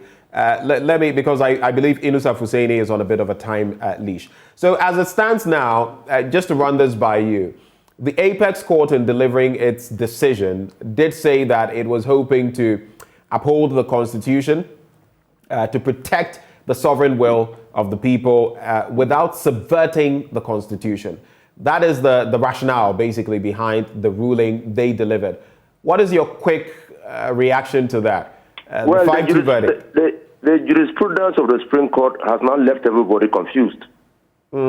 How so? Because the Supreme Court, in situations like this, always tries to hold the balance between representation and the requirements for justice. So, and there are numerous decisions of the court in which that balance has been upheld. Right. But it looks like in this particular case, and in recent decisions of the Supreme Court, a new jurisprudence is emerging, and that's a jurisprudence of convenience. A jurisprudence of convenience? Convenience. How so? Because, you see, when the Electoral Commission decided that they wouldn't use the birth certificate and the voter ID card, the old voter ID card, for the purposes of establishing the citizenship of a person to get onto the new register, the Supreme Court upheld it. They upheld it. But in this case, again, the Supreme Court decided to overlook the exercise of discretion of the Electoral Commission when the petitioner invokes their jurisdiction in the first instance to determine whether or not the MP, the embattled MP, was eligible to contest the election. The matter had come before the EC, and the EC, upon a review of all the documents submitted by the petitioner, qualified the the respondent, qualified the respondent to contest. In one way, you can see what is happening in court as a review, a judicial review of the administrative decision of the Electoral Commission. So you have, in one breath, the Supreme Court is holding the independence of the Electoral Commission to take decisions that it is mandated to take under the Constitution. In another vein, the Supreme Court is saying, no, that decision as an electoral body, you cannot constitute yourself, or we are reviewing your administrative decision to qualify somebody to contest, even though they have not said that in clear language. So it's clearly introducing some form of uncertainty and a matter of convenience in the jurisprudence of the Supreme Court. Is that a problem? Is it dangerous for our democracy? It's very dangerous. It's very dangerous for our democracy. It's very dangerous for the practice of law, because lawyers and people who go to seek the intervention of the court should have an idea which way the Supreme Court will go, which way the courts will go. That is the essence of precedent. But should the courts be that predictable? I mean, yes. Because you are going to advise your clients. If you come to me with a case, I'm going to review the law and the cases the Supreme Court or the courts have decided, and tell you that you stand 50% chance, 60% chance, something. In this particular case, there is no way the Supreme Court or the court will rule against you because this is the law. I should be able to tell my client that. And that is the basis upon which we go on appeal. That's the basis upon which we go for a review of the Supreme Court decision. In fact, ask yourself, the Supreme Court can depart from its own judgment. Why is that inserted in the Constitution? Why is that? That clearly tells you that the Supreme Court can be wrong. Okay. Baba Jamal, I'll be with you shortly. Just hold for me. Just be patient for me for just about some 2 minutes. So, Inusa, looking at, you've been accused as well, so some members of your fraternity, of declaring the Supreme Court, for example, as being unanimous FC. They are always unanimously against you. That is what some of you have said. In this instance, we have a 5-2 decision coming from the Apex Court. How do you feel about that? Was it intended to satisfy Kandapar? Is that what you think it was? It was intended to satisfy Kandapar? Because you say my fraternity, but I had Kandapar loud and clear. I had Festus Abuaji loud and clear. I've never known Kandapar or Festus Abuaji to hold party cards.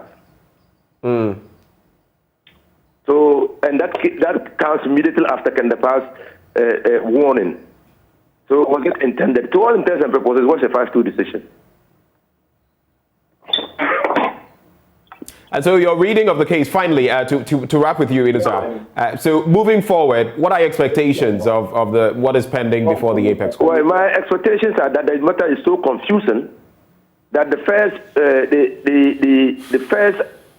approach is to go release the case, because people are running wild with a final judgment when in fact there's no final judgment. In fact, when the Attorney General, after leaving the court, said that the respondent, because in the Supreme Court, should go back to the Court of Appeal and have his case done so that they can expedite action on it. Now, so it is important that the respondent pursues his appeal at the Court of Appeal, while also pursuing at the same time his invocation of the exclusive jurisdiction of the Supreme Court to interpret the provisions of the Constitution that deal with dual citizenship. Inusa Fusaini, thank you so much for joining us this morning on this conversation. We are very grateful. Thank you. A legal brain in the NDC and, of course, former Member of Parliament for Tamale Central. Bobby Banson, do hold for me, because there's a lot that I'd like to talk to you about. But Baba Jamal, is Baba still with us? Yes, I am with you. Great. You've been hearing what Inusa Fusaini has been sharing. I just want some clarity, further clarity if possible, because you are on the case. What exactly is being pursued in the appellate court, the Court of Appeal, and what exactly is being pursued at the Apex Court, the Supreme Court? Just break it down for non-lawyers, the bite-sized bits. Okay, let me say that completely agree with my senior, Inu Safuseni. And I think his line is going off and it's making a lot of noise in my phone. So maybe if you can check his line. Right. We're dealing with that. Is it better now? I absolutely agree with my senior and colleague, Inu Safuseni, when the expose he has given on the decision of the Supreme Court. In fact, that decision has left many, many lawyers confused as to what is the law now, because like he said, there must always be clarity on decisions and there should be some level of predictability to know how cases go. And the Supreme Court is the apex court that always gives direction when it comes to issues like this.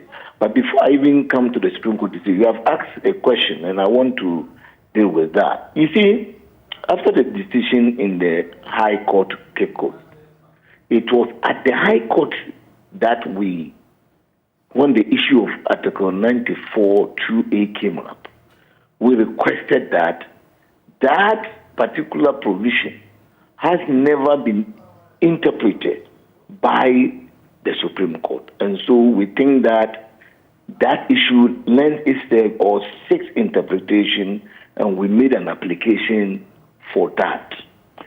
At that level, Mr. Nimfa, who is the plaintiff in that case, through his lawyers, Frank Davis and co, opposed our position that particular position does not need any interpretation. But we insisted that it is only the Article 94(1)(a) which was interpreted by the Supreme Court in the Zenato case. But in 2A has never been interpreted. So when the High Court decided to overrule us and continue to give the judgment based on the same article, we decided to go we went to the Appeals Court. And you see, there are still people who still think that decision has not been appealed. Yes, we appealed it and the Appeals Court, strike it out for non-compliance of some directives. But on the 29th of March, we have filed an application to relist the case, the appeal. So as we talk to you now, what is before the Appeals Court is to relist the same appeal, which we have done, which we have filed.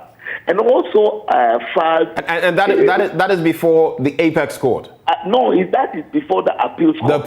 The Appeals Court, right. And we Court have of also Appeal. filed for a stay to ensure that our relistment is heard, application is heard, and then we can go on with it. So that is before the Appeals Court. So when you go to the Appeals Court now, we have our application for relistment before the Appeals Court. Now, when we went to the Appeals Court before the case was struck out, we still canvassed an additional point, standard that the Appeals Court should allow for the interpretation as required by Article 132 under the Constitution. But that also was opposed by the plaintiff through his lawyer. So it is surprising to note that the same people who opposed our request or application for interpretation of Article 94 2A from the High Court to the Appeals Court now goes behind us to file a fresh writ to request for interpretation of the same article that they opposed. So what is before the Appeals, the Apex Court now, or the Supreme Court now, is a writ seeking the interpretation of Article 94 2A, something they opposed at both the High Court and the Appeals Court level. Right. So if you ask me what is before the Apex Court, that is, and you see, when they filed the writ, then they went ahead to apply for an injunction against Mr. Jechukwesi. And this is where the confusion is. How can you go for interpretation for an article in the Constitution? Now, the decision that you are trying to enforce, that judgment is based on Article 94 2A, largely based on Article 94 2A, which you are now seeking interpretation. So how can then the Supreme Court can go ahead and injunct the MP when they have not even interpreted the 94 2A? Right, so we're fully aware that you are not in agreement with the Apex Court as far as that is concerned. No, but we have said that we are vehemently disagreed with them. Let's talk about the releasement in the... Right, let's talk about the releasement in the appeals court. You have spoken about serious errors of the law in the decision of the court, and that, quote, if a stay is not granted in respect of that decision, it would amount to the Court of Appeal being allowed to infringe on the rules of the court under which it is required to operate, as well as to ignore binding decisions of the Supreme Court and fundamental rules of natural justice with impunity. It goes on and on. But you've also been talking about a multiplicity of suits, which, if we don't get right, from the flow of events from the Cape Coast High Court to the Court of Appeal to the Apex Court, we could have a multiplicity of suits. I want you to digest for me what exactly you mean by that. Why could we have this? And mind you, in all this period, it would mean that the people of Asin North would be lacking representation. Would that be in your interest? So that's the confusion the Supreme Court has put. Bobby, I hear you want to come in. Just let Baba Jamal answer, and I'll come to you for your quick take on that. No, I actually want to ask him a question so that I understand his context of his submission, because I have not seen. So on the back of what I just said. Yes. All right, yes, go ahead. yes. All right, so Baba Jamal, hold for me. Bobby, Baba, go ahead. Good morning and happy Easter. Baba, I just want you to clarify some things for me, and because I have not seen the processes that you filed.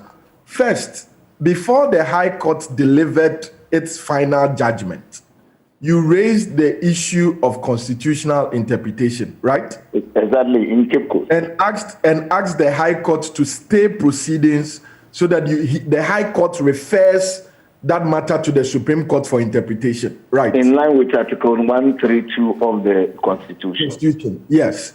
But the High Court refused that application from you, right? Exactly.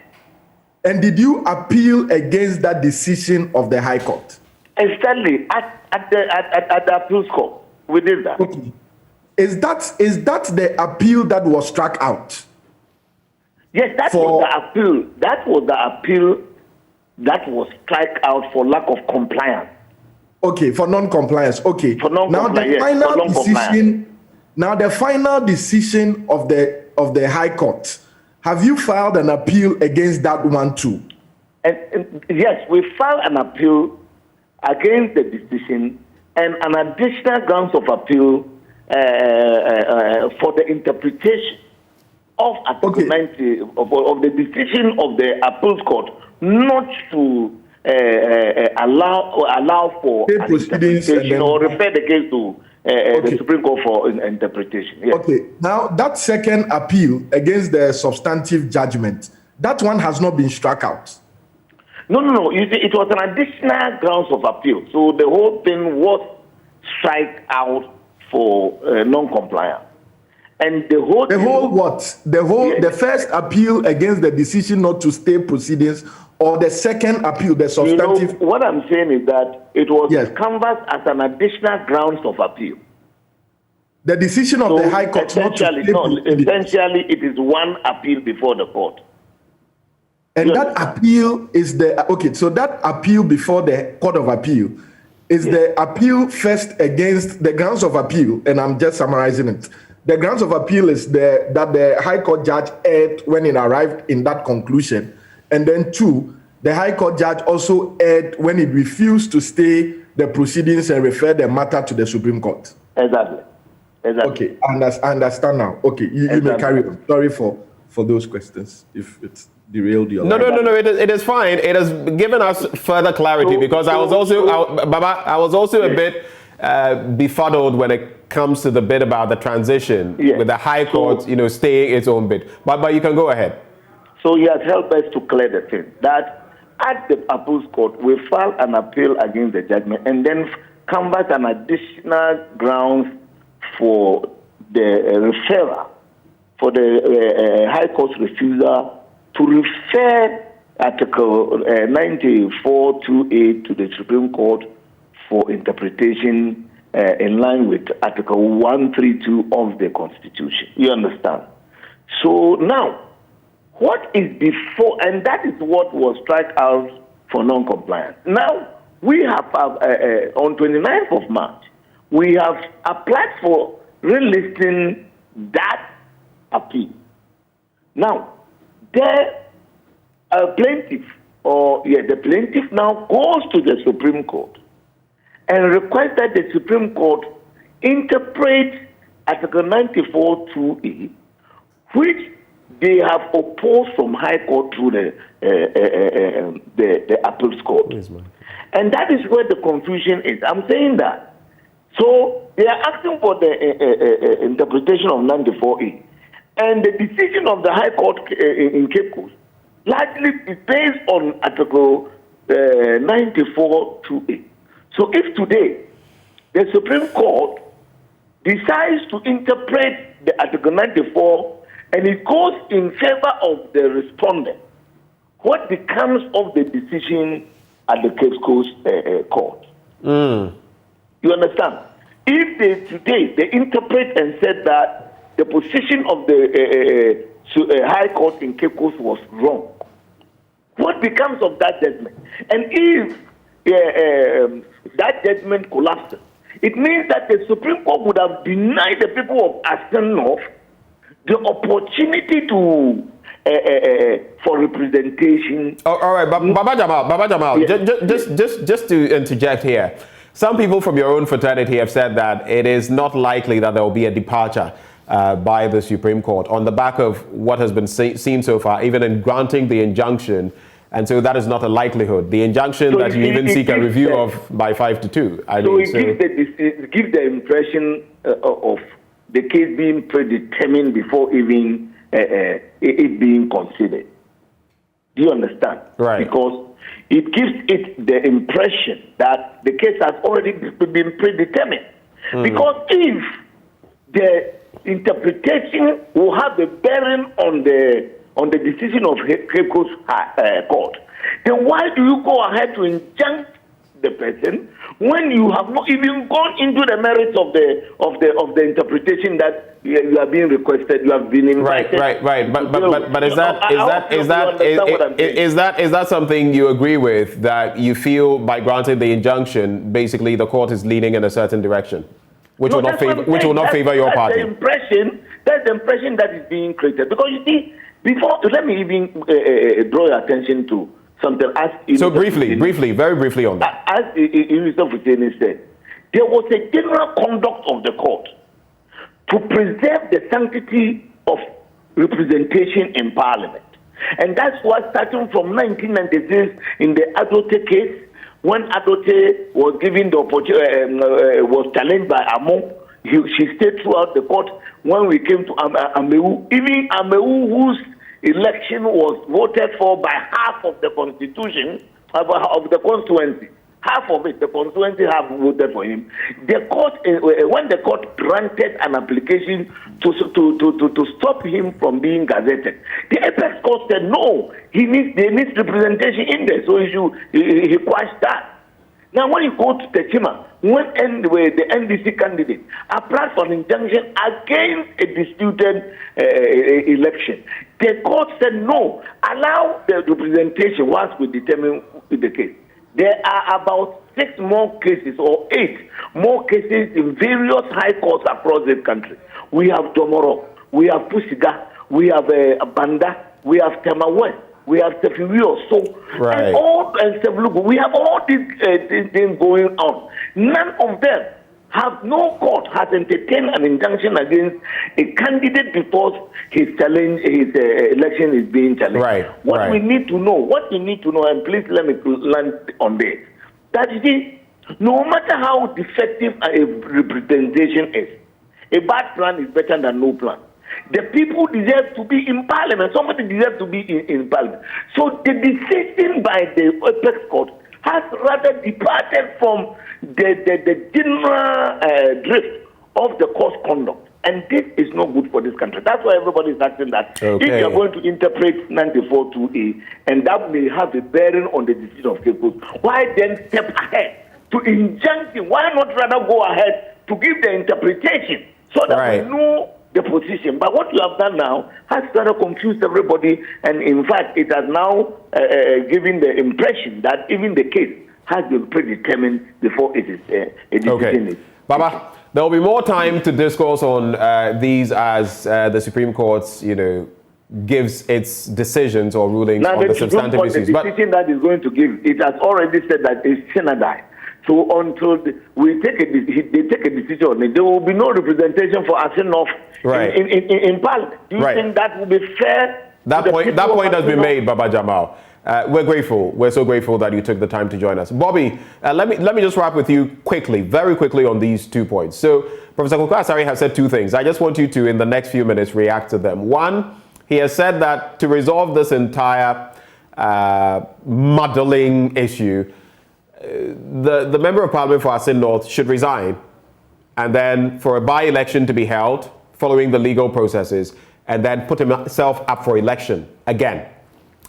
Professor Kwaku Asare has also said, and I just want you to react to this, that we are stuck in the 18th century if we are thinking that citizenship can be equated to allegiance. In other words, when he talks about Article 94.2, he says that while it states a person shall not be qualified to be a member of parliament if he owes allegiance to a country other than Ghana, it does not provide that a person shall not be qualified to be a member of parliament if he is a citizen of a country other than Ghana.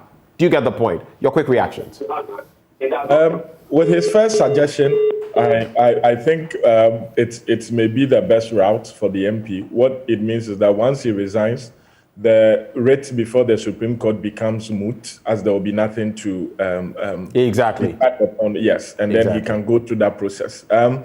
As to the second leg of his submission, I think that when we take that approach, and that is why we have the Supreme Court to interpret it, it becomes an issue of so much speculation, because then if we as a country, we do not develop one standard that we will equate to allegiance, and we want to leave it on case-by-case basis, you would have people who have coming from different countries, would have different levels of citizenship, saying that, okay, where I'm coming from, with this level, it is not allegiance. I think that it leaves a lot of room for speculation and for subjective analysis. And so if the country, by the Supreme Court, decides on one standard to determine allegiance or citizenship, I believe that we should go by it. So it's a case that I still would want the Supreme Court to come up with a final decision on. I was hoping that there will be a little more time, because and Ben, I shudder to say this. I see a problem with a lot of the procedures that have been adopted prior to the matter going to the Supreme Court. And I don't want to prejudice the outcome of these processes that have been filed. But it seems problematic from the explanation given by Baba. So problematic that the NDC is not following the right processes? Is that what you're saying? What I am saying, the NDC's legal team. I mean, maybe there are flaws in the way they are addressing the issue, which may lead to their losing again at the Supreme Court. No, I'm not talking about the Supreme Court. I'm talking about the processes that they have gone through. See, and again, this is my infantile experience and my reasoning. Okay, you raised an objection to the High Court, or you applied to the High Court to stay proceedings and refer these constitutional provisions to the Supreme Court for interpretation. That was the most important, or that was the watershed of the whole case. My question is, why didn't the NDC pursue that one to its logical conclusion? Appeal, follow the appeal, because if they had done that, you would have deprived the petitioner in the substantive case what he is doing now, and would have stayed proceedings in the High Court in Cape Coast until the Supreme Court determined this matter. Then you would have had the upper hand, or you would have been on the offensive in this whole case. And so that you would have the High Court could not have delivered judgment unless the Supreme Court had interpreted that constitutional provision. Right, but they missed that window. They let it go. I think they let it go, and I think that it may be too late in the day to add it as an additional ground of appeal, because the time for filing appeals against decisions are time bound. And so if you're out of time, then it's problematic. But I would want to, again, without prejudice, I have not seen the processes they had filed. But that is why I was asking Baba those questions. Right. Because then if you say that as a stance, I thought there were 2 appeals. But I believe you heard him say that, okay, there's only 1 appeal. Right. The appeal against the substantive decision of the High Court. And then they have now filed an additional ground of appeal, raising the issue of stay of proceedings for the High Court to refer the matter to the Supreme Court. That ground of appeal, with all respect, I think, from what I am hearing, is moot, because the matter is already before the Supreme Court. So what are you asking the Court of Appeal to do? And that may be how I think the lawyers for the petitioner then, did like we say in loose balance, did a double over them by, going to the Supreme Court on their blind side and then bringing the injunction. I have my own problems with the ruling on the injunction. I have my own problems with it. But so if we look at the procedures that had been adopted by the lawyers for the MP, they should have seen this coming, I think. Okay. Well, we'll have to stay proceedings in the court of the AM show for now on this Assin North issue. Bobby Bunsen, always grateful to have you join the conversation. Thank you so much. Thank you for having me, man. Right. Do stay with us. We're taking a bit of a breather, and when we return, it's all about, well, the COVID-19 protocols have been relaxed, but there are calls on Ghanaians to still exercise caution, especially during these festivities. And interestingly, we have Easter and Ramadan coming together around the same time. How do we deal with the situations? How do we stay safe? Michael Owusu of the KCCR will be joining us as we share thoughts on these matters. We'll be right back on that discussion.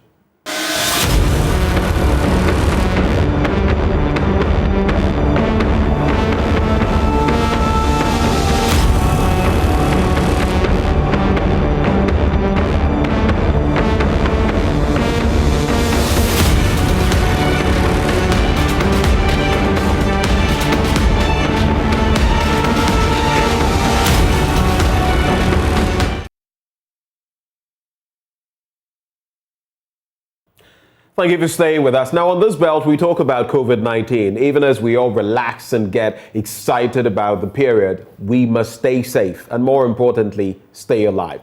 Well, we'll be hearing from a virologist, Michael Owusu, who is with the KCCR, on some COVID-19 tips, how we can safeguard our lives. Mr. Owusu, thank you so much for joining us on the AM show.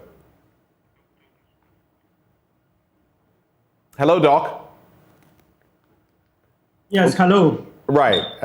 Thank you for joining the conversation, Dr. Owusu. So let's just start from your take on, first of all, the relaxation of the protocols when it comes to COVID-19. Now, a lot of us can move about without even masking up. And then the call for vaccination cards to be showed at mass gatherings. Your quick reaction to that? And I premise that on the fact that we've heard from, I believe it's the GMA, on some of these developments and fears across the board. Yeah, good morning to you, and good morning to all your viewers. So, I mean, for the call on relaxation, as at the time the president made the announcement, you will share with me that the data seem to show that the daily new cases has drastically reduced. The active cases have also reduced. So to some extent, I mean, we will expect that some of these decisions should be taken to enable people to go about their normal duties and then at least get the economy running. So for such decisions made by the Ministry of Health and also announced by the President, it seemed to be something that is consistent with what we have seen already as a trend in the data. But the question about protocol adherence is something that we cannot just neglect and go about our normal duties. This is because I've been mentioned consistently and over the period that you cannot just take out SARS-CoV-2. It's impossible to say that it is out of the system. It is a virus that is going to live with us for some years to come and possibly become a seasonal virus like many other strains that we have in the system. And because you cannot predict how this virus will be, you are better off trying to keep to these protocols, especially if you find yourself in a high-risk zone, so that you don't expose yourself to this virus, or you don't become the first target when it comes to exposure and possible transmission of this. So the protocol is something that I think we need to enforce to some extent, especially among the unvaccinated populations, and also for those who are like health workers, people who are gathering at large places in churches. We have to some extent ensure that people don't just neglect this and throw it away, because you cannot predict how this virus will turn out to be. And that is the fear I have, that if you look around, it appears that people feel that it is gone. Right. And everything is fine. And so therefore we have to move back to what we used to do. And that is the fear some of us are entertaining, that if we begin to think like that. Would that be a big mistake to think in that direction, especially as we've had the Kuwo, people are going to Ada, people are going to the Volta region. I mean, so people are, basically things are normal for people now. Yeah, so if you have studied, the nature of the virus over the time, the last strain we had was Omicron. And as we speak now, the Omicron has two sublineages, one is the BA1 and BA2. Places like Canada, some part of US, South Korea, even in South Africa, they are beginning to see high transmission of the BA2 sublineage of Omicron. We don't know how this will turn out to be, and we don't also know whether this will be associated with severe disease, like we have seen previously. But some countries are beginning to record some deaths, although this is not very high. But these are things that people are watching out for. And others are calling for reintroduction of masks in certain places which already previously had relaxed some of these measures. So, and anytime you have countries reporting of variants and strains and mutations that seem to drive waves and epidemics in their own respective jurisdictions, it tells you that, it's only a matter of time, and you also begin to experience one. It's not as if you can avoid it, but the fact is that if you are able to put in some measures, at least you can limit the impacts of it, especially in countries like this where the vaccinated population are only few, and we have not crossed the 50% mark. We have not hit expected 70% herd immunity that we thought we would get to. So because of some of these limitations, we just have to tread cautiously and balance this with what we used to do. And the fact is that I also feel that we have learned some good things through this period. The need for maintaining good hygiene, the need for using hand sanitizing, and then even masking. Masking has reduced not just SARS-CoV-2, but respiratory illness in children has drastically reduced. Things like meningitis, which is also transmitted through the respiratory portal, has also reduced. Cholera has gone down because of good hygienic practices that people are adopting. And I would have wished that we carry on with these good ethics that we have learned to take us through and to help us deal with a lot of the infectious diseases that seem to kill and cause us to become sick almost every year. Right. So I'm a bit worried that people are eager to go back to their old lifestyle, to neglect everything, to now shake hands, to hug, to do everything that we used to do, which gave us some of these problems that we experience. So I think people must be cautious and to do things, be mindful that as we go through the Easter, we are not just out of the woods yet. The virus is still lurking around. Right. predict how this will become. You can't say it is off. Because of that, you must always guard yourself and ensure that you don't put yourself or those around you.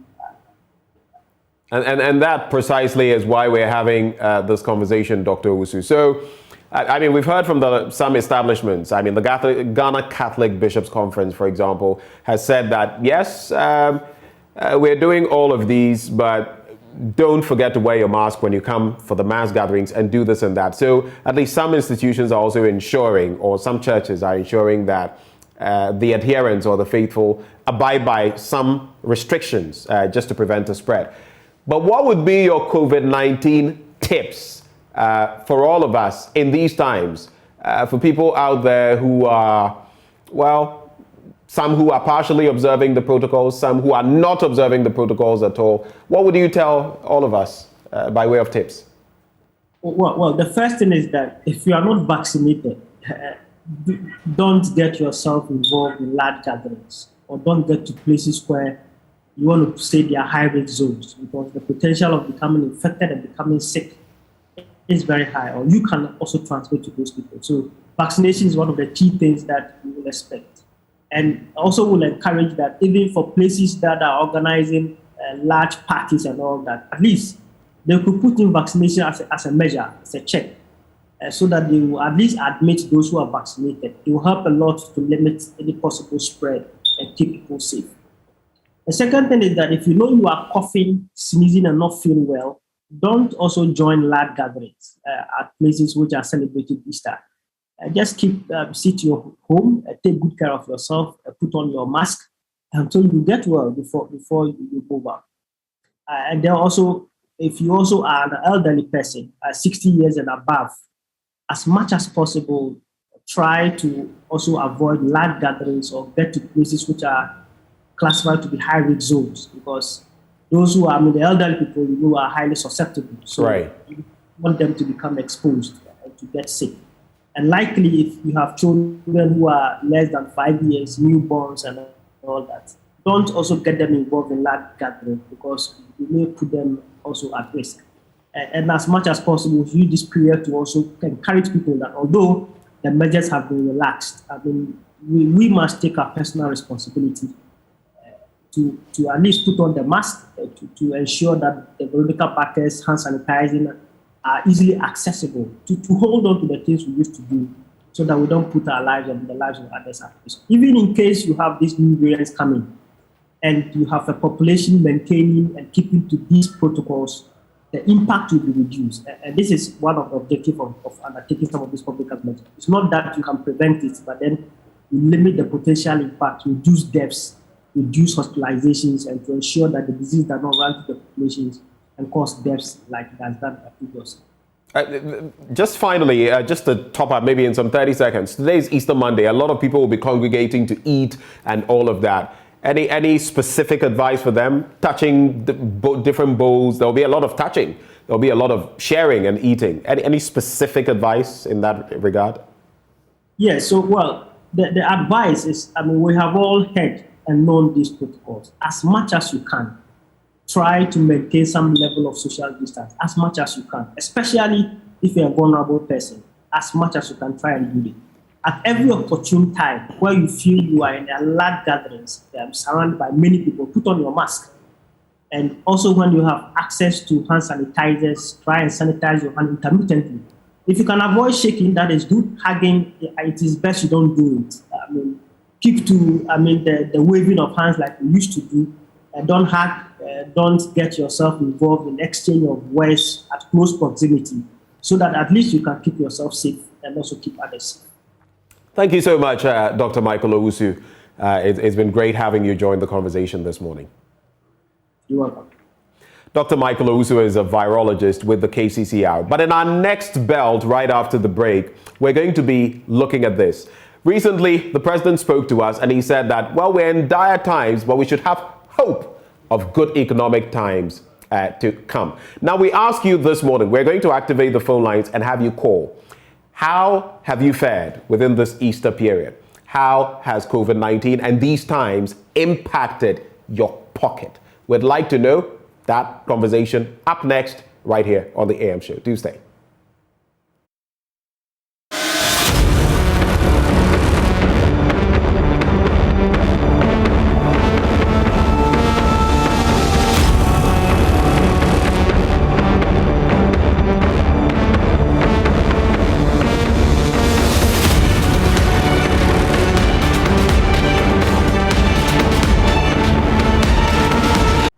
You're still live on the AM show. We greatly appreciate your time. Thank you for staying with us. From now till the end of the show, we'd love to hear from you. Now, Mr. President says there are better, in fact, greater times ahead, economically speaking. But how has the economy impacted your Easter? You and your Easter celebrations during this period. Just call that number and let's get interactive. We have time for you. 0302-211-691 extension 2. It's rolling on your screen. 0302-211-691 extension 2. Today is Easter Monday. It's a picnic day. How has your pocket been impacted? Are you going to be stepping out there for Easter Monday? Are you going to church? Are you going to a recreational center or something of the sort? Do share with us whether you're feeling any pinch in terms of the economy, and we'll take it from there. So we have some of you who have been responding to some of these. Some of you have been sharing your thoughts. Martin Amidu Jr. says, the NDC ruled for 8 years without social intervention to reduce the hardship in Ghana. Even that man wants to come and correct his mistakes. The bit about that man, I shouldn't have read that bit because I feel it is derogatory, but those are your thoughts. We have Patrick from OEB. Let's quickly pick Patrick before we take some more messages. Good morning, Patrick. Hello. Do we have Patrick connecting with us from OEB? All right. So we'll work to get Patrick from OEB. And of course, you can also call. I'm here. Patrick, well, thank you for joining. For a moment, I thought you weren't there. How has the current economy impacted your Easter? Would you like to share with us? Yeah, it's not been easy, with the hardship, everything increased. You can't find your way out, but with God, everything is just going to be okay. But when the president says hope, I don't think hope is the way out. Things must be put in place so that Ghanaians will have some ease of the moment, because things are really hard. Every time we go to the market, things are increased, and it's hurting us. So between last Easter and this Easter, what has changed for you in terms of food, for example, or in terms of livelihood? What has changed? Everything has changed, especially fare. Every time you have to go to work, right? It's price fuel going up. Everything is just hurting us so badly. So we are just pleading with the president that he put certain things in place so that Ghanaians would have some comfort and live happily. Thank you. Thank you, Patrick, for calling and sharing your thoughts. That was Patrick from OEB. 0302-211-691 extension 2. Call that number and let's know how you feel about what the president has said. That very soon we're going to enjoy better and greater economic times. But in the interim, how has the economy impacted you and your pocket in these, in the course of this Easter season? Azabi Alfred sends a message. He says, Mr. President, we appreciate your silence better. Your silence is golden. I know Facebook MPP defenders are standing by to pounce on me, but if they try, I'm going to go into someone's pocket. Interesting. This one from Eric Saki says, he's been in power for 6 years with nothing to show. And with the 2 years left, what should we expect? Perform magic or a miracle? Regression, that's what you say. Let's do this one before I pick the next caller. Bob Jumo says, why shouldn't I be hopeful? If the man who took me out of doomsday, darkness into light says I should be faithful, why doubt him? As for you people, okay, all right. Genuine questions we're putting out there. Mensa is on the line. Hello, Mensa, good morning. It appears we've lost Mensa. Sad. Mensa, if you're listening to me, or if you're watching me right now, do call again and let's pick your thoughts. Prince Gazy has a comment, but let's pick Jonah first before we go to Prince Gazy. Jonah, good morning. Good morning. Where are you calling from? I'm calling from Kumasi. Kumasi? Yes, please. Right. What is your quick take? The president says we should hope for better, but how has the economy affected your celebration of Easter? Actually, I'm just surprised by this question because I don't see anything happening like Easter. You don't see anything happening like Easter? Yes. Oh. Because there is nothing happening. Everything has practically gone up in the country. So there is nothing like it happened. So just what do you talk? Oh, nothing cry. But I understand the president because he practically doesn't buy anything as compared to we the citizens. So I understand. But do you have faith when he says that we should hope for better times? For better times with the current situation, I don't think so. Thank you, Jonah. Rashid. I think. Right. Thank you so much, Jonah. Point well made. Rashid joins us from WA. Good morning, Rashid. Good morning, sir. Pleasure having you. How do you react to these issues that we've put up? Yeah, Hello? I'm listening to you, Rashid. Please go ahead. Yes, please. I'll first of all thank you for the opportunity and also to say a very good morning to my good people of WA and all of Appiah region. First of all, I will just say that the economic situation in Ghana is something that we cannot just say with just a word of mouth. Right. We are feeling it in our pockets, in our daily lives, everything, we are just feeling it. Where I'm a teacher. Where I teach, just last month, or let's say before we went on vacation, the amount that I used to buy fuel to that particular place has now doubled.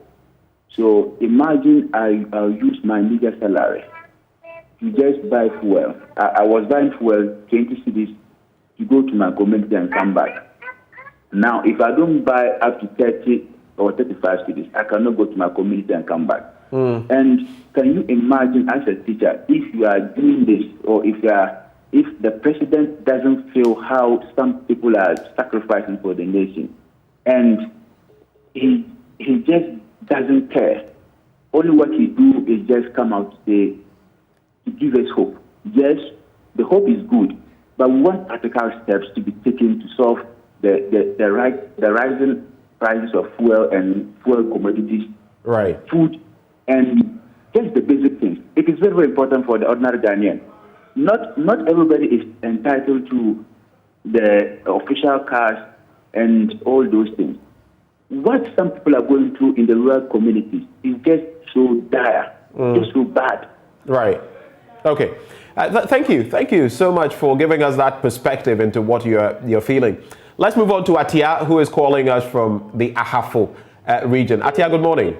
Good morning. Pleasure having you. Thank you very much. What are your quick reactions? The president says we should be hopeful. But again, how has the economy impacted you and your celebration of Easter? We've always been hopeful. And my issue, I don't know. I want to know the sector responsible for regulation of price. Why we just increase prices anyhow. In fact, it hasn't been easy at all. Normally, you might think that those of us in the smaller communities are somehow okay with the food prices, but unfortunately, that's not the issue at all. I want to know the sector, the agency that regulate this price, because it isn't easy to go into the market. It isn't easy at all. Prices have increased over 100% within some short period. Within short period. So if there is no agency that regulates these things for us, then it means that anybody at all can increase price at any time. So we are just pleading with the president. Yes, he has spoken, fine, it's okay. But I think things need to be done. Right. The West alone cannot solve the problem at all, because even the time after he spoke, the following day, they increased price. Now the price of eggs is going to increase after the Ramadan. So things are just, I don't know. So I don't know whether there is something that practically they can do. Apart from the fact, you've heard from the vice president, we heard from the finance minister, we heard from the president, but still price keep on increasing. So what exactly are they doing about the prices? Right. It's too much. Thank you very much. Appiah, thank you very much. In our capitalist economy, though, you know that we can do practically very little about, price regulation. The days of Kalabule and the rest are no longer with us. They are past and gone. William connects with us from Cape Coast. William is our last caller. William, good morning. Yeah, good morning, Ben. Thank you for this wonderful opportunity. we really have a big problem staring at us, seriously. So when the president says, let's be hopeful, obviously that should be the rational decision for everybody. But the situation is getting out of hand. You see, I still don't understand why we keep on saying we don't have resources, and therefore we should help by paying taxes and doing all sort of things to get the government running. But then an aspect of running the government that needs to be checked. We are not doing it. Just cut down on the number of people we are paying by way of government appointees, ministers and whatnot. The last time I checked, the whole world, no country is carrying this number of ministers. I don't know whether it has changed overnight, but as I checked, U.S. does not have the number of ministers we have as Ghanaians. What is it that we want the ministers to assist us to amend or repair that we are not able to do with that with a very small number? Two, the other group, they call them staffers or whatever names they call them. The number of vehicles they use. If you're buying a vehicle itself, especially if it's a durable one, if you compare the cost of running the vehicle and the time you write off the vehicle. We appear to have lost that caller, but thank you all for actually sharing your thoughts with us. Let's just wrap with this. Did you know that the income of a young entrepreneur from some selected businesses is exempt from tax for 5 years? Any young entrepreneur engaged in manufacturing, information and communications technology, agro-processing, energy production, waste processing, tourism and the creative arts, horticulture and medicinal plants does not need to pay income tax on these activities for their first 5 years of operation. A young entrepreneur engaged in business that enjoys an initial 5-year concession benefits from the following applicable tax rates for an additional 5 years. If you find yourself in Accra and Tema, you enjoy 15%. Other regional capitals outside the 3 northern regions, 12.5%. Outside the other regional capitals, 10%. And in the 3 northern regions, 5%. If you want more clarity, just reach out to your nearest GRA office. Ghana Revenue Authority, integrity, fairness, and service. We also know that water is life, and it regulates your body temperature and keeps you alive and kicking. Awake is premium purified water treated through a strict purification process to ensure that every bottle on the market refreshes you. Awake is brought to you by Casa Preco. So just reach out for your different 330 milliliter, 500 milliliter, 750 milliliters, and 1.5 liters for those who always want more. Awake purified water is the way to go. And that's how we wrap the AM show this morning with me, Benjamin Akakpo. Thank you so much for your time. Let's connect same time tomorrow. Have a good day.